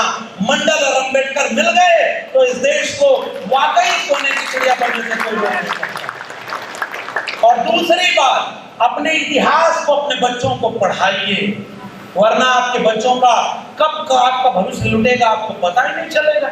ज्योतिबा फूले ने एक नाटक लिखा है, तृतीय रत्न नाम है उसका। पाखंड और अंधविश्वास में हमारे लोग सबसे ज्यादा क्यों हैं? एक आदमी खजूर के पेड़ पर चढ़ गया, ऊपर देखा डर लगी, फिर कहा कि हनुमान जी सही सही उतार दीजिए, 1 किलो लड्डू मंगलवार को चढ़ाऊंगा। थोड़ा इधर उधर किया, आधा उतर गया। थोड़ा देर बाद कहा कि ऐसा है हनुमान जी, आजकल बड़ा गरीबी में जी रहे हैं, आजकल पैसा कम है, इसलिए आधा किलो लड्डू चढ़ाएंगे, खुश हो जाइएगा। थोड़ा और नीचे उतरा तो कहा मंगलवार को आपके यहाँ तो वैसे भी बहुत लड्डू चढ़ता है, मैं पाव भर चढ़ाऊंगा, उतने में ही खुश हो जाइएगा। और ऐसा करते करते जब वो जमीन पर उतरा तो कान पकड़कर उठक बैठक किया कि आज से हनुमान जी न पेड़ पर चढ़ूंगा और न आपको लड्डू। ये मैं नहीं कह रहा हूं, ये हमारी विरासत में है, जिसे हमने घर नहीं पहुंचाइए। गूगल पे सर्च करिए ना, ज्योतिबा फुले का नाटक तृतीय रत्न। एक आदमी बहुत बेचैन और परेशान हो गया तो गया एक ब्राह्मण के पास, बहुत कष्ट है जीवन में। उसने कहा पतरा देखूंगा। पतरा देख के ब्राह्मण ने कहा तुम्हारा शनि ठीक जगह पर नहीं है। क्या नहीं है? शनि। चंद्रयान धरती पर अभी गया है ना, हमारे यहाँ पतरा से सब देख के राहु केतु और शनि, मंगल ग्रह को पता ही नहीं कि उसके नाम पर धरती पर कितनी शादियां टूट जाती हैं। यह देश कितना कमाल कर रहा है और आज वैज्ञानिक को बधाई दी जा रही है और बगल में कोई आदमी खड़ा होकर के कह रहा है वो आदमी विज्ञान और तकनीक का फायदा उठा रहा है और बधाई वैज्ञानिकों को दे रहा है जो कहता है कि मैं नाली की गैस से चाय बनाया करता था और भीख मांग के मैंने इतना बड़ा काम किया और 10 लाख का सूट पहना। तो आप समाज में बढ़ाना चाहते हैं पाखंड और अंधविश्वास और घर में चाहते हैं कि वैज्ञानिक पैदा हो। कैसे पैदा होगा? आप तो पाखंड बढ़ा रहे हैं भाई। आप हर जगह पाखंड की कथाओं को सुनने जाते हैं। आप लोग जाके तमाम तरह के तीज त्योहार ऐसे मना रहे हैं जो घोर पाखंडी हैं। आप उसमें खर्चा करके पूरे मोहल्ले को बुला लेंगे, मृत्यु भोज करेंगे, जन्म हुआ बच्चे को तो खिलाएंगे, कोई मर गया तो खिलाएंगे और आपके घर कोई कथा कराने के लिए चंदा मांगने जाए, अब जो जितना बड़ा है वो 500 रुपया, 1000 रुपया, 10,000 दे देता है। कोई कलम किताब मांगने जाए तो हम आप कितना रुपया चंदा देते हैं जरा बताइए। आपने कलम किताब के लिए चंदा नहीं दिया तो आपका समाज का जागरूक होगा। और इसलिए कितने नाटक में ज्योतिबा फुले लिख के गए हैं, वो बोला कि शनि तुम्हारा ठीक जगह पे नहीं है। तो आदमी बोला हाथ जोड़ के कि शनि ठीक जगह पे कैसे आएगा? तो उन्होंने कहा हवन करानी होगी। कहा और? तो कहा 25 गांव के ब्राह्मणों को बुलाकर खिलाना होगा। ये विचार फुले का है, शब्द मेरा है। वो आदमी हाथ जोड़ के कहा कि कितना खर्चा आएगा? कहा 10,000 खर्चा आएगा। आदमी कहा कोरोना में नौकरी चली गई, 15 लाख अकाउंट में आना था वो भी नहीं आया, 2 करोड़ रोजगार मिलना था वो भी नहीं मिला, अच्छे दिन आना था वो भी नहीं मिला, बुलेट ट्रेन चलनी थी वो भी नहीं आई और रुपए की कीमत डॉलर से बड़ी होनी थी वो भी नहीं आई, पेट्रोल डीजल 50 रुपए मिलना था वो भी नहीं आई, खर्चा हो गया, ऊपर से टमाटर भी 250 रुपया हो गया, गैस सिलेंडर 1200 रुपया हो गई, पैसा है ही नहीं, हमको कुछ छूट दे दीजिए। उधर से जवाब आया चलो तुम्हारे लिए 50% सेल लगा देते हैं, 5,000 दे देना, हवन करा देंगे। जरा खेल समझिएगा। वो आदमी कहा नहीं साहब इतना भी नहीं है। फूले साहब लिख रहे हैं, इसको नए शब्दों में मैं बयान कर रहा हूँ। फिर वो आदमी कहा अच्छा 1000 रुपया दे दो, मैं 1 महीने के लिए मंत्र दे देता हूँ, जब शनि ठीक जगह पे रहेगा पैसा हो जाए तो बड़ी वाली हवन करा देना। वो आदमी दोनों जेब निकाल कर खड़ा हुआ और कहा कि हुजूर मेरी जेब में 1 फूटी कौड़ी नहीं है। नाराज होते हुए सामने दूसरा आदमी खड़ा हुआ कि जब तेरी जेब में 1 फूटी कौड़ी नहीं है तो जा बेटा, शनि तेरा कुछ नहीं बिगाड़ सकता। हमारे पुरखे इतना इसका सर्जरी करके गए हैं और हम लोग फिर वही बीमारी को पाल रहे हैं। भाई सीधी सी बात है, ये कौन लिखा है? ये फूले साहब लिखे हैं, पेरियार ने लिखा है, अंबेडकर ने लिखा है। और मैं क्यों ये बोलता हूँ? क्योंकि मैं कहूंगा कि मैं ये बोल रहा हूँ तो यूपी होके मुझे जाना है, कब बुलडोजर चल जाएगा कब मुकदमा हो जाएगा नहीं पता।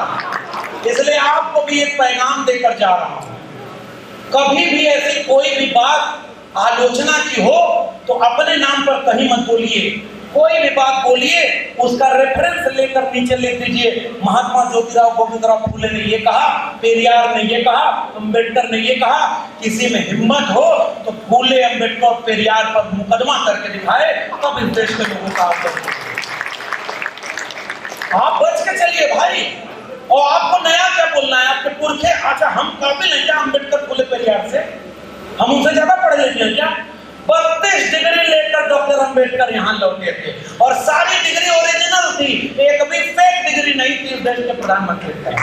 ओरिजिनल डिग्रियां थी और तब डॉक्टर अंबेडकर को चपरासी फाइल फेंक के देता था, पढ़ने स्कूल से बाहर कर दिया। और हम लोगों को लगता है कि हम ओबीसी हैं, दलित की लड़ाई में हम खड़े नहीं हुए, मुसलमान की लड़ाई में हम खड़े नहीं हुए, किसान की लड़ाई में हम खड़े नहीं हुए, महिला की लड़ाई में खड़े नहीं हुए, तो ओबीसी की लड़ाई में आपके साथ कौन खड़ा होगा? ये सवाल अपने आप से पूछिए। और सबका दर्द एक था। और ओबीसी समाज के लोगों, जैसे ये इतिहास लेके जाओगे घर घर, तब जरा अपना आधुनिक इतिहास देखो। मंडल साहब को तो यही कहा ना कि शूद्र कुर्सी पर बैठ गए। इस देश में नाई जाति से आते थे कर्पूरी ठाकुर, और यही बिहार की सरजमी है। मेरे ओबीसी समाज के लोगों, दिल बड़ा करके अपने और तमाम अति पिछड़ी जातियों को जोड़ने का वक्त है। अगली बार ये मंच लगाना तो मेरे जैसे जितने भी अहिर कुर्मी कोयली जाति के लोग हैं, हम सब नीचे बैठेंगे और अति पिछड़े समुदाय के किसी व्यक्ति को मंच पर बिठाओ, हम उनके नेतृत्व में आगे बढ़ना चाहते हैं। हमने अपने लोगों को जोड़ा नहीं, और पीछे से अगर वो बीजेपी को वोट देता है तो हम उसके ऊपर उपहास उड़ाते हैं। क्या वो लोग बीजेपी को वोट दे रहे हैं? गलती हमसे भी तो हुई। आइए दिल बड़ा करें, नाक छोटी करें। हमने नाक बड़ी कर दी। और ओबीसी समाज के लोगों, अगर वाकई हमारा अगर थोड़ा भी सम्मान आपको करना है, 2-3 काम करना। अगली बार गुलदस्ता पर 1 रुपया भी खर्च मत करना। ऐसी किताबें हमको भेंट करना। फूल मुरझा जाएंगे, किताबें हमेशा ताजा रहेंगी। और दूसरा काम करना, ओबीसी समाज के ताकतवर, अपनी को समझने वाली जातियों के लोगों, अगर आपके लाठी में वाकई दम है तो उस लाठी को कभी अपने से नीचे, अपने कमजोर पर मत चलाइएगा। अगर आपको लाठी चलानी है तो अपने ताकतवर पर चलाइए। हम अपना दिल जीतना है। अरे जो दुश्मन है वो हमारे लोगों का दिल जीत गया, और हम कैसे नहीं जीत पाते भाई? 52% आबादी का वोट अगर उसे नहीं मिले तो वो दिल्ली की कुर्सी पर फिर बैठ सकते हैं क्या? आपके लोगों का हक मार लिया, क्योंकि उनको लगता है कि पहले ब्राह्मण हमारा हक मारता था, अब ये ओबीसी मारता है, अब ये दलित मारता है, तो हम क्या करें? इससे बढ़िया ब्राह्मण का लात जूता सह लेंगे। आपके बिहार में कोई हनुमान बन गया है तो कोई सुग्रीव बन गया है। इशारा समझिए क्यों? क्योंकि आप अपने भीतर से उनके, लालू यादव नेता का नाम क्यों है, मैं अपना वर्तमान इतिहास बता रहा हूँ। कर्पूरी ठाकुर जब इस देश के बिहार के मुख्यमंत्री बने, मैं इतिहास में याद करते हुए कहना चाहता हूं, कर्पूरी ठाकुर ने आरक्षण लागू किया। दिल्ली में बैठे लोगों ने गालियां दी, कर कर्पूरी कर पूरा, और गद्दी छोड़ धर उस तरह चलाना उनके नजर में अपमान का काम है। मुख्यमंत्री एक व्यक्ति बन गया और उसको गाली नहीं। उत्तर प्रदेश में मुख्यमंत्री थे राम नरेश यादव जाति से आते थे। कर्पूरी ठाकुर नाई जाति से आते थे। दिल्ली वालों ने क्या नारा लगाया? दिल्ली से चमड़ा भेजा संदेश, बार बनावा कर्पूरी और भैंस चरावा राम नरेश। ये अपमान किसने किया है आपका? किसी दलित ने किया क्या? किसी मुसलमान ने किया क्या? ये आपका किसी आदिवासी? अरे पहचानो तो कि आपको गाली किसने दी।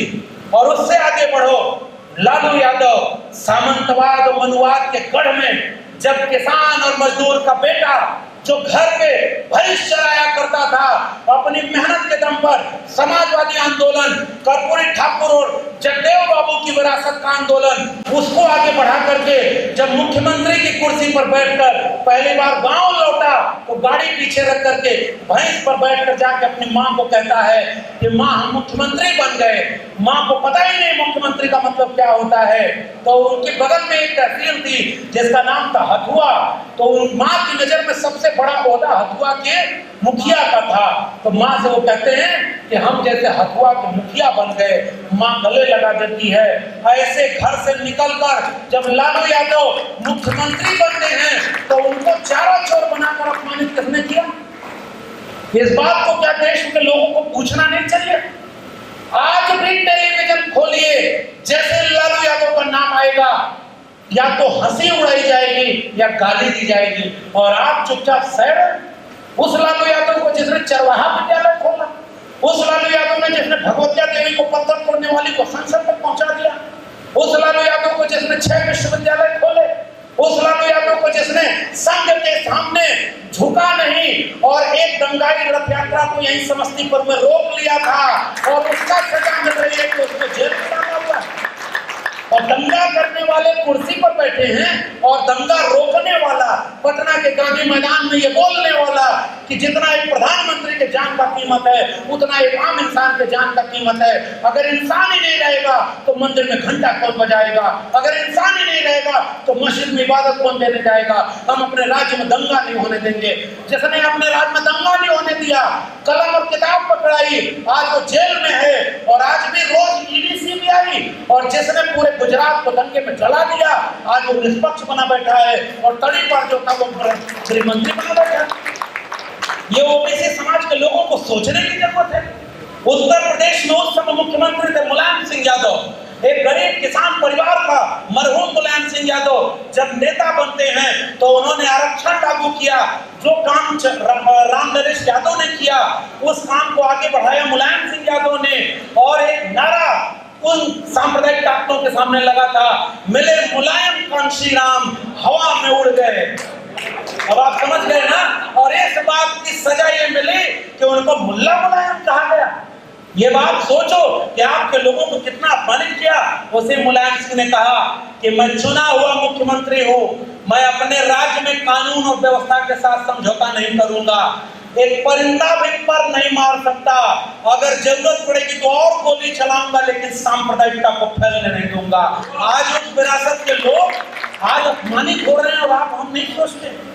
बाबू जगदेव प्रसाद कुशवाहा क्या नहीं हुआ ये इंदौर में। इतिहास पढ़ो ओबीसी समाज के लोगों, आपका खून खौल जाएगा। किसानों का नेतृत्व कर रहे थे और उन्होंने कहा कि किसी अपर कास्ट की हरवाही करने के लिए मैं पैदा नहीं हुआ। उन्होंने क्या कहा कि 100 में 90 शोषित हैं और शोषितों ने ललकारा है, धन धरती और राजपाट में 90 भाग हमारा है, और इसलिए उनको साजिश के तहत सामंतवादियों ने मारा और उनके मुंह में पेशाब किया। वो इतिहास दोहराया गया जब मध्य प्रदेश में एक अपर कास्ट के व्यक्ति ने एक आदिवासी के ऊपर पेशाब किया। मुझे उस दिन बाबू जगदेव प्रसाद की याद आई कि काश उनके ओबीसी समाज के लोग जगदेव बाबू की विरासत को आगे बढ़ाए होते तो आज ये दिन कभी नहीं देखना पड़ता कि कोई फेक ओबीसी बैठ करके ओबीसी का सारा हक मार ले और 52% आबादी चुपचाप खुश होकर देख रही है। हमारे इतिहास को क्या हो गया। मंडल मसीहा शरद यादव की जमीन है, जिन्होंने कमंडल के रथ के सामने मंडल का रथ निकाला था, और बताओ शरद यादव का कितना अपमान हुआ, कौन बचा नहीं गया। और आज आखिरी बात कहने जा रहा हूं, केवल अपमान कर्पूरी ठाकुर और जगदेव बाबू का नहीं हुआ, केवल अपमान ज्योतिबा फुले और अंबेडकर का नहीं हुआ, केवल अपमान बीपी मंडल का नहीं हुआ, केवल अपमान मुलायम और लालू का नहीं हुआ। अरे भाई ओबीसी समाज के लोगों, जब ओबीसी के लिए मंडल लागू करने का आंदोलन चल रहा था तो दलित समाज के मसीहा मनोहर कांशीराम 600 रैलियां करके मंडल कमीशन लागू करो वरना कुर्सी खाली करो का नारा दे रहे हैं। हमारे और आप में तो एकता बनी थी, ये लड़वा के कौन चला गया। रामविलास पासवान जाति से आते थे और दिल्ली के जंतर मंतर पर जब मंडल लागू कर दिया और लोग कोर्ट में चले गए तो रामविलास पासवान धरने पर बैठ गए थे कि मैं ओबीसी समाज के साथ अन्याय अत्याचार नहीं होने दूंगा। नीचे धरती ऊपर आसमान, एक ही राम है रामविलास पासवान। उस इतिहास को मैं याद करना चाह रहा हूँ। रामविलास पासवान ने एक जगह कहा था, बाकी लोग बाद में राम लगाते थे, मेरे नाम के आगे राम है, और सांप्रदायिकता की आग में कभी हुआ कि नहीं हुआ। हाँ, हमारे लोगों से कुछ गलतियां हो गई होंगी, हाँ हमारे लोग उनके खेमे में चले गए होंगे, हमारे लोगों से कुछ गलतियां हो गई होंगी, लेकिन इस इतिहास को घर कर ले जाइए कि हमारे लोगों ने जितना कुर्बानी देकर हमें दिया उतना तो बचा सके। अगर 25 साल बाद ऐसा ही रहा और 24 में वो जीत गए, सबसे ज्यादा अन्याय इस देश के ओबीसी के साथ होगा, याद रखिएगा। सबसे ज्यादा अन्याय। आरक्षण आपका लागू हुआ 92 में सरकारी नौकरी में, और वो लेटरल एंट्री ले आया, और ओबीसी प्रधानमंत्री होने के बाद 340 लोग लेटरल एंट्री से सीधे ज्वाइंट सेक्रेटरी बन गए हैं। उसमें एक भी एससी एसटी ओबीसी नहीं है। तो इसका मतलब जब संविधान बदला जाएगा ना तो कौन सा राज होगा, ये लेटरल एंट्री से आप समझ लीजिए। ईडब्ल्यूएस की मेरिट एससी और ओबीसी से भी नीचे जा रही है। कल तक जो मेरिट का दुहाई देते थे वो ईडब्ल्यूएस के नाम पर मलाई खा रहे हैं, और आप चुपचाप देख रहे हैं। एक भी वैकेंसी इस देश में नहीं है। बीएचयू के हॉस्टल में ओबीसी को आरक्षण नहीं मिल रहा। दिल्ली विश्वविद्यालय जेएनयू में ओबीसी को बैकलॉग नहीं मिल रहा, और ओबीसी कहाँ खुश है? कांवड़ ले जाने में, घंटा बजाने में। अरे भैया, मैं नहीं कहूंगा कि तुम कांवड़ ले जाओ या घंटा बजाओ, खूब पूजा करो, लेकिन उस मंदिर का क्लेम तो करो। श्री कृष्ण आस्था मंच वाले एक पैगाम और देकर जा रहा हूं, कृष्ण को अपना मानते हो, एक आंदोलन अंदर अंदर ये चलाओ, पूरे देश में दुनिया में जितना कृष्ण का मंदिर है उसका पुजारी कौन होना चाहिए? दान पेटी पर किसका कब्जा होना चाहिए? अरे भाई, कृष्ण किसके नेता माने जाते हैं, किसके भगवान हैं? जोर से बोलिए यादव जी लोगों। अरे जब आपका भगवान है तो उस मंदिर का पुजारी आपको होना चाहिए कि नहीं?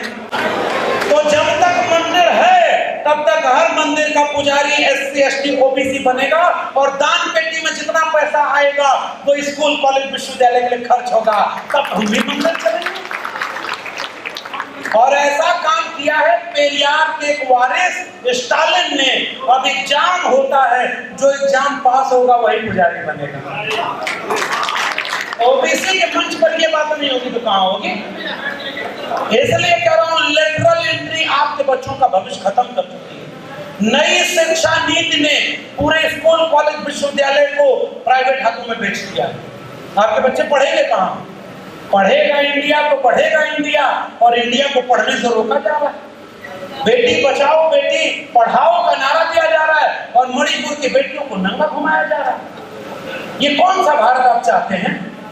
सबका साथ सबका विकास का नारा दिया जा रहा है, और जब इस देश के आधी आबादी के लोग कह रहे हैं कि जाति जनगणना होनी चाहिए, एक ओबीसी प्रधानमंत्री इस देश में जाति जनगणना नहीं होने दे रहा है, फिर भी वो वोट मांगने आएगा, 2 बार रोएगा, 4 झूठ और बोलेगा, और हमारे ही लोग कहेंगे बेचारा फकीर आदमी है, झोला लेके चला जाएगा, एक बार और उसे जिता देते हैं। उसी दिन आप अपने कब्र पर उस दस्तखत कर दीजिए, वो ऐसे झूठ बोल के ले जाएगा।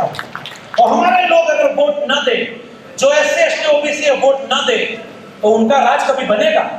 अरे 2024 में एक वादा करो कि इस देश में संविधान को मानने वाला कोई दलित या पिछड़ा या आदिवासी प्रधानमंत्री बने, इसका भी एक आंदोलन चलाना चाहिए। और तब जाकर के मेरी गुजारिश मानना, ईडब्ल्यूएस लागू होने के बाद 10% लागू हो गया, 60% की अपर लिमिट खत्म हो गई है। बीपी मंडल साहब ने लिखा है 52% आबादी को 52% रिजर्वेशन चाहिए। मैं कहते जा रहा हूं 10% ईडब्ल्यूएस दे दिया ना, 5% पहले जाति जनगणना करा दो, अगर ये सब 15% है तो 5% और रिजर्वेशन उनको दे दो, हम आंदोलन करेंगे। लेकिन जो 85% बचा, वो 85% एससी एसटी ओबीसी का पूरा रिजर्वेशन लागू होगा। मंडल कमीशन की रिपोर्ट कर रही है प्राइवेट सेक्टर में भी आरक्षण होना चाहिए। ये अंबानी अडानी, चलो हम इनका विरोध नहीं करेंगे, तुम सब देश बेच दो, लेकिन इस देश का कोई भी प्राइवेट संस्थान ऐसा नहीं होना चाहिए जिसमें एससी एसटी ओबीसी को रिजर्वेशन नहीं होना चाहिए। तब बीपी मंडल की असली जयंती मनाई जाए। बीपी मंडल साहब अगर आज होते तो लेटरल एंट्री का विरोध कर रहे होते। बीपी मंडल साहब आज होते तो नई शिक्षा नीति का विरोध कर रहे होते। बीपी मंडल साहब आज होते तो सांप्रदायिकता की आग के सामने ऐसे सीना तान कर खड़े हो जाते। बीपी मंडल साहब आज होते तो किसानों मजदूरों के साथ खड़े हो जाते। बीपी मंडल साहब होते तो 52% आबादी को 52% आरक्षण, किसान मजदूर नौजवान को उसका हक देने की बात करते। इसलिए ओबीसी समाज के लोगों, सजग रहना। लालू यादव का भाषण था, उससे शब्द लेकर कह रहा हूं, भूखे रहना प्यासे रहना, लेकिन अपना पेट काट कर अपने बेटा बेटी को शिक्षा जरूर दिलाना, क्योंकि शिक्षा नहीं मिलेगा तो आपका बच्चा मखड़जाल को समझ नहीं पाएगा। हमारी लड़ाई तथागत बुद्ध, कबीर, रैदास, पलटू दारू, भीखा बुल्ले शाह से होते हुए बाबा फरीद, गुरु नानक, नारायण गुरु बसवन्नन चोखा मेला, ज्योतिबा फूले, सावित्रीबाई फूले, और उसके बाद शाहू जी, जगदेव बाबू, कर्पूरी ठाकुर, रामस्वरूप वर्मा से होते हुए मंडल और कांशीराम की लड़ाई कलम और किताब की लड़ाई है। कलम और किताब बचाइएगा, आप भारत के संविधान को बचाइएगा। सांप्रदायिकता मत फैलने दीजिए। ये आपका तटवर्ती इलाका हमें भी पता है कैसा है। कुछ लोग आते हैं यहाँ दंगा कराने चुनाव के समय, कोई पुलवामा होगा तो कोई दंगा होगा, कोई मेवात होगा तो कोई मणिपुर होगा। और जब आप ताकतवर होंगे तो सिलेंडर 200 रुपया कम हुआ है, कुछ दिन बाद सिलेंडर फ्री बिकेगा, 5 किलो अनाज 10 किलो अनाज हो जाएगा। फिर भी आपसे एक बात कह के जा रहा हूं, फ्री सिलेंडर, फ्री अनाज और फ्री रुपए पर वोट मत देना। संविधान बदलने वालों को दिल्ली की सरकार से हटा देना, वरना आपके बच्चे फ्री में गुलामी करेंगे उनकी, और पूरा मंडल का आंदोलन, समाजवादी आंदोलन नेस्तनाबूद हो जाएगा। आपने मुझे आमंत्रित किया, बहुत बहुत धन्यवाद। जय भीम, जय मंडल, संविधान जिंदाबाद, गुलाम जिंदाबाद, इनकलाब जिंदाबाद।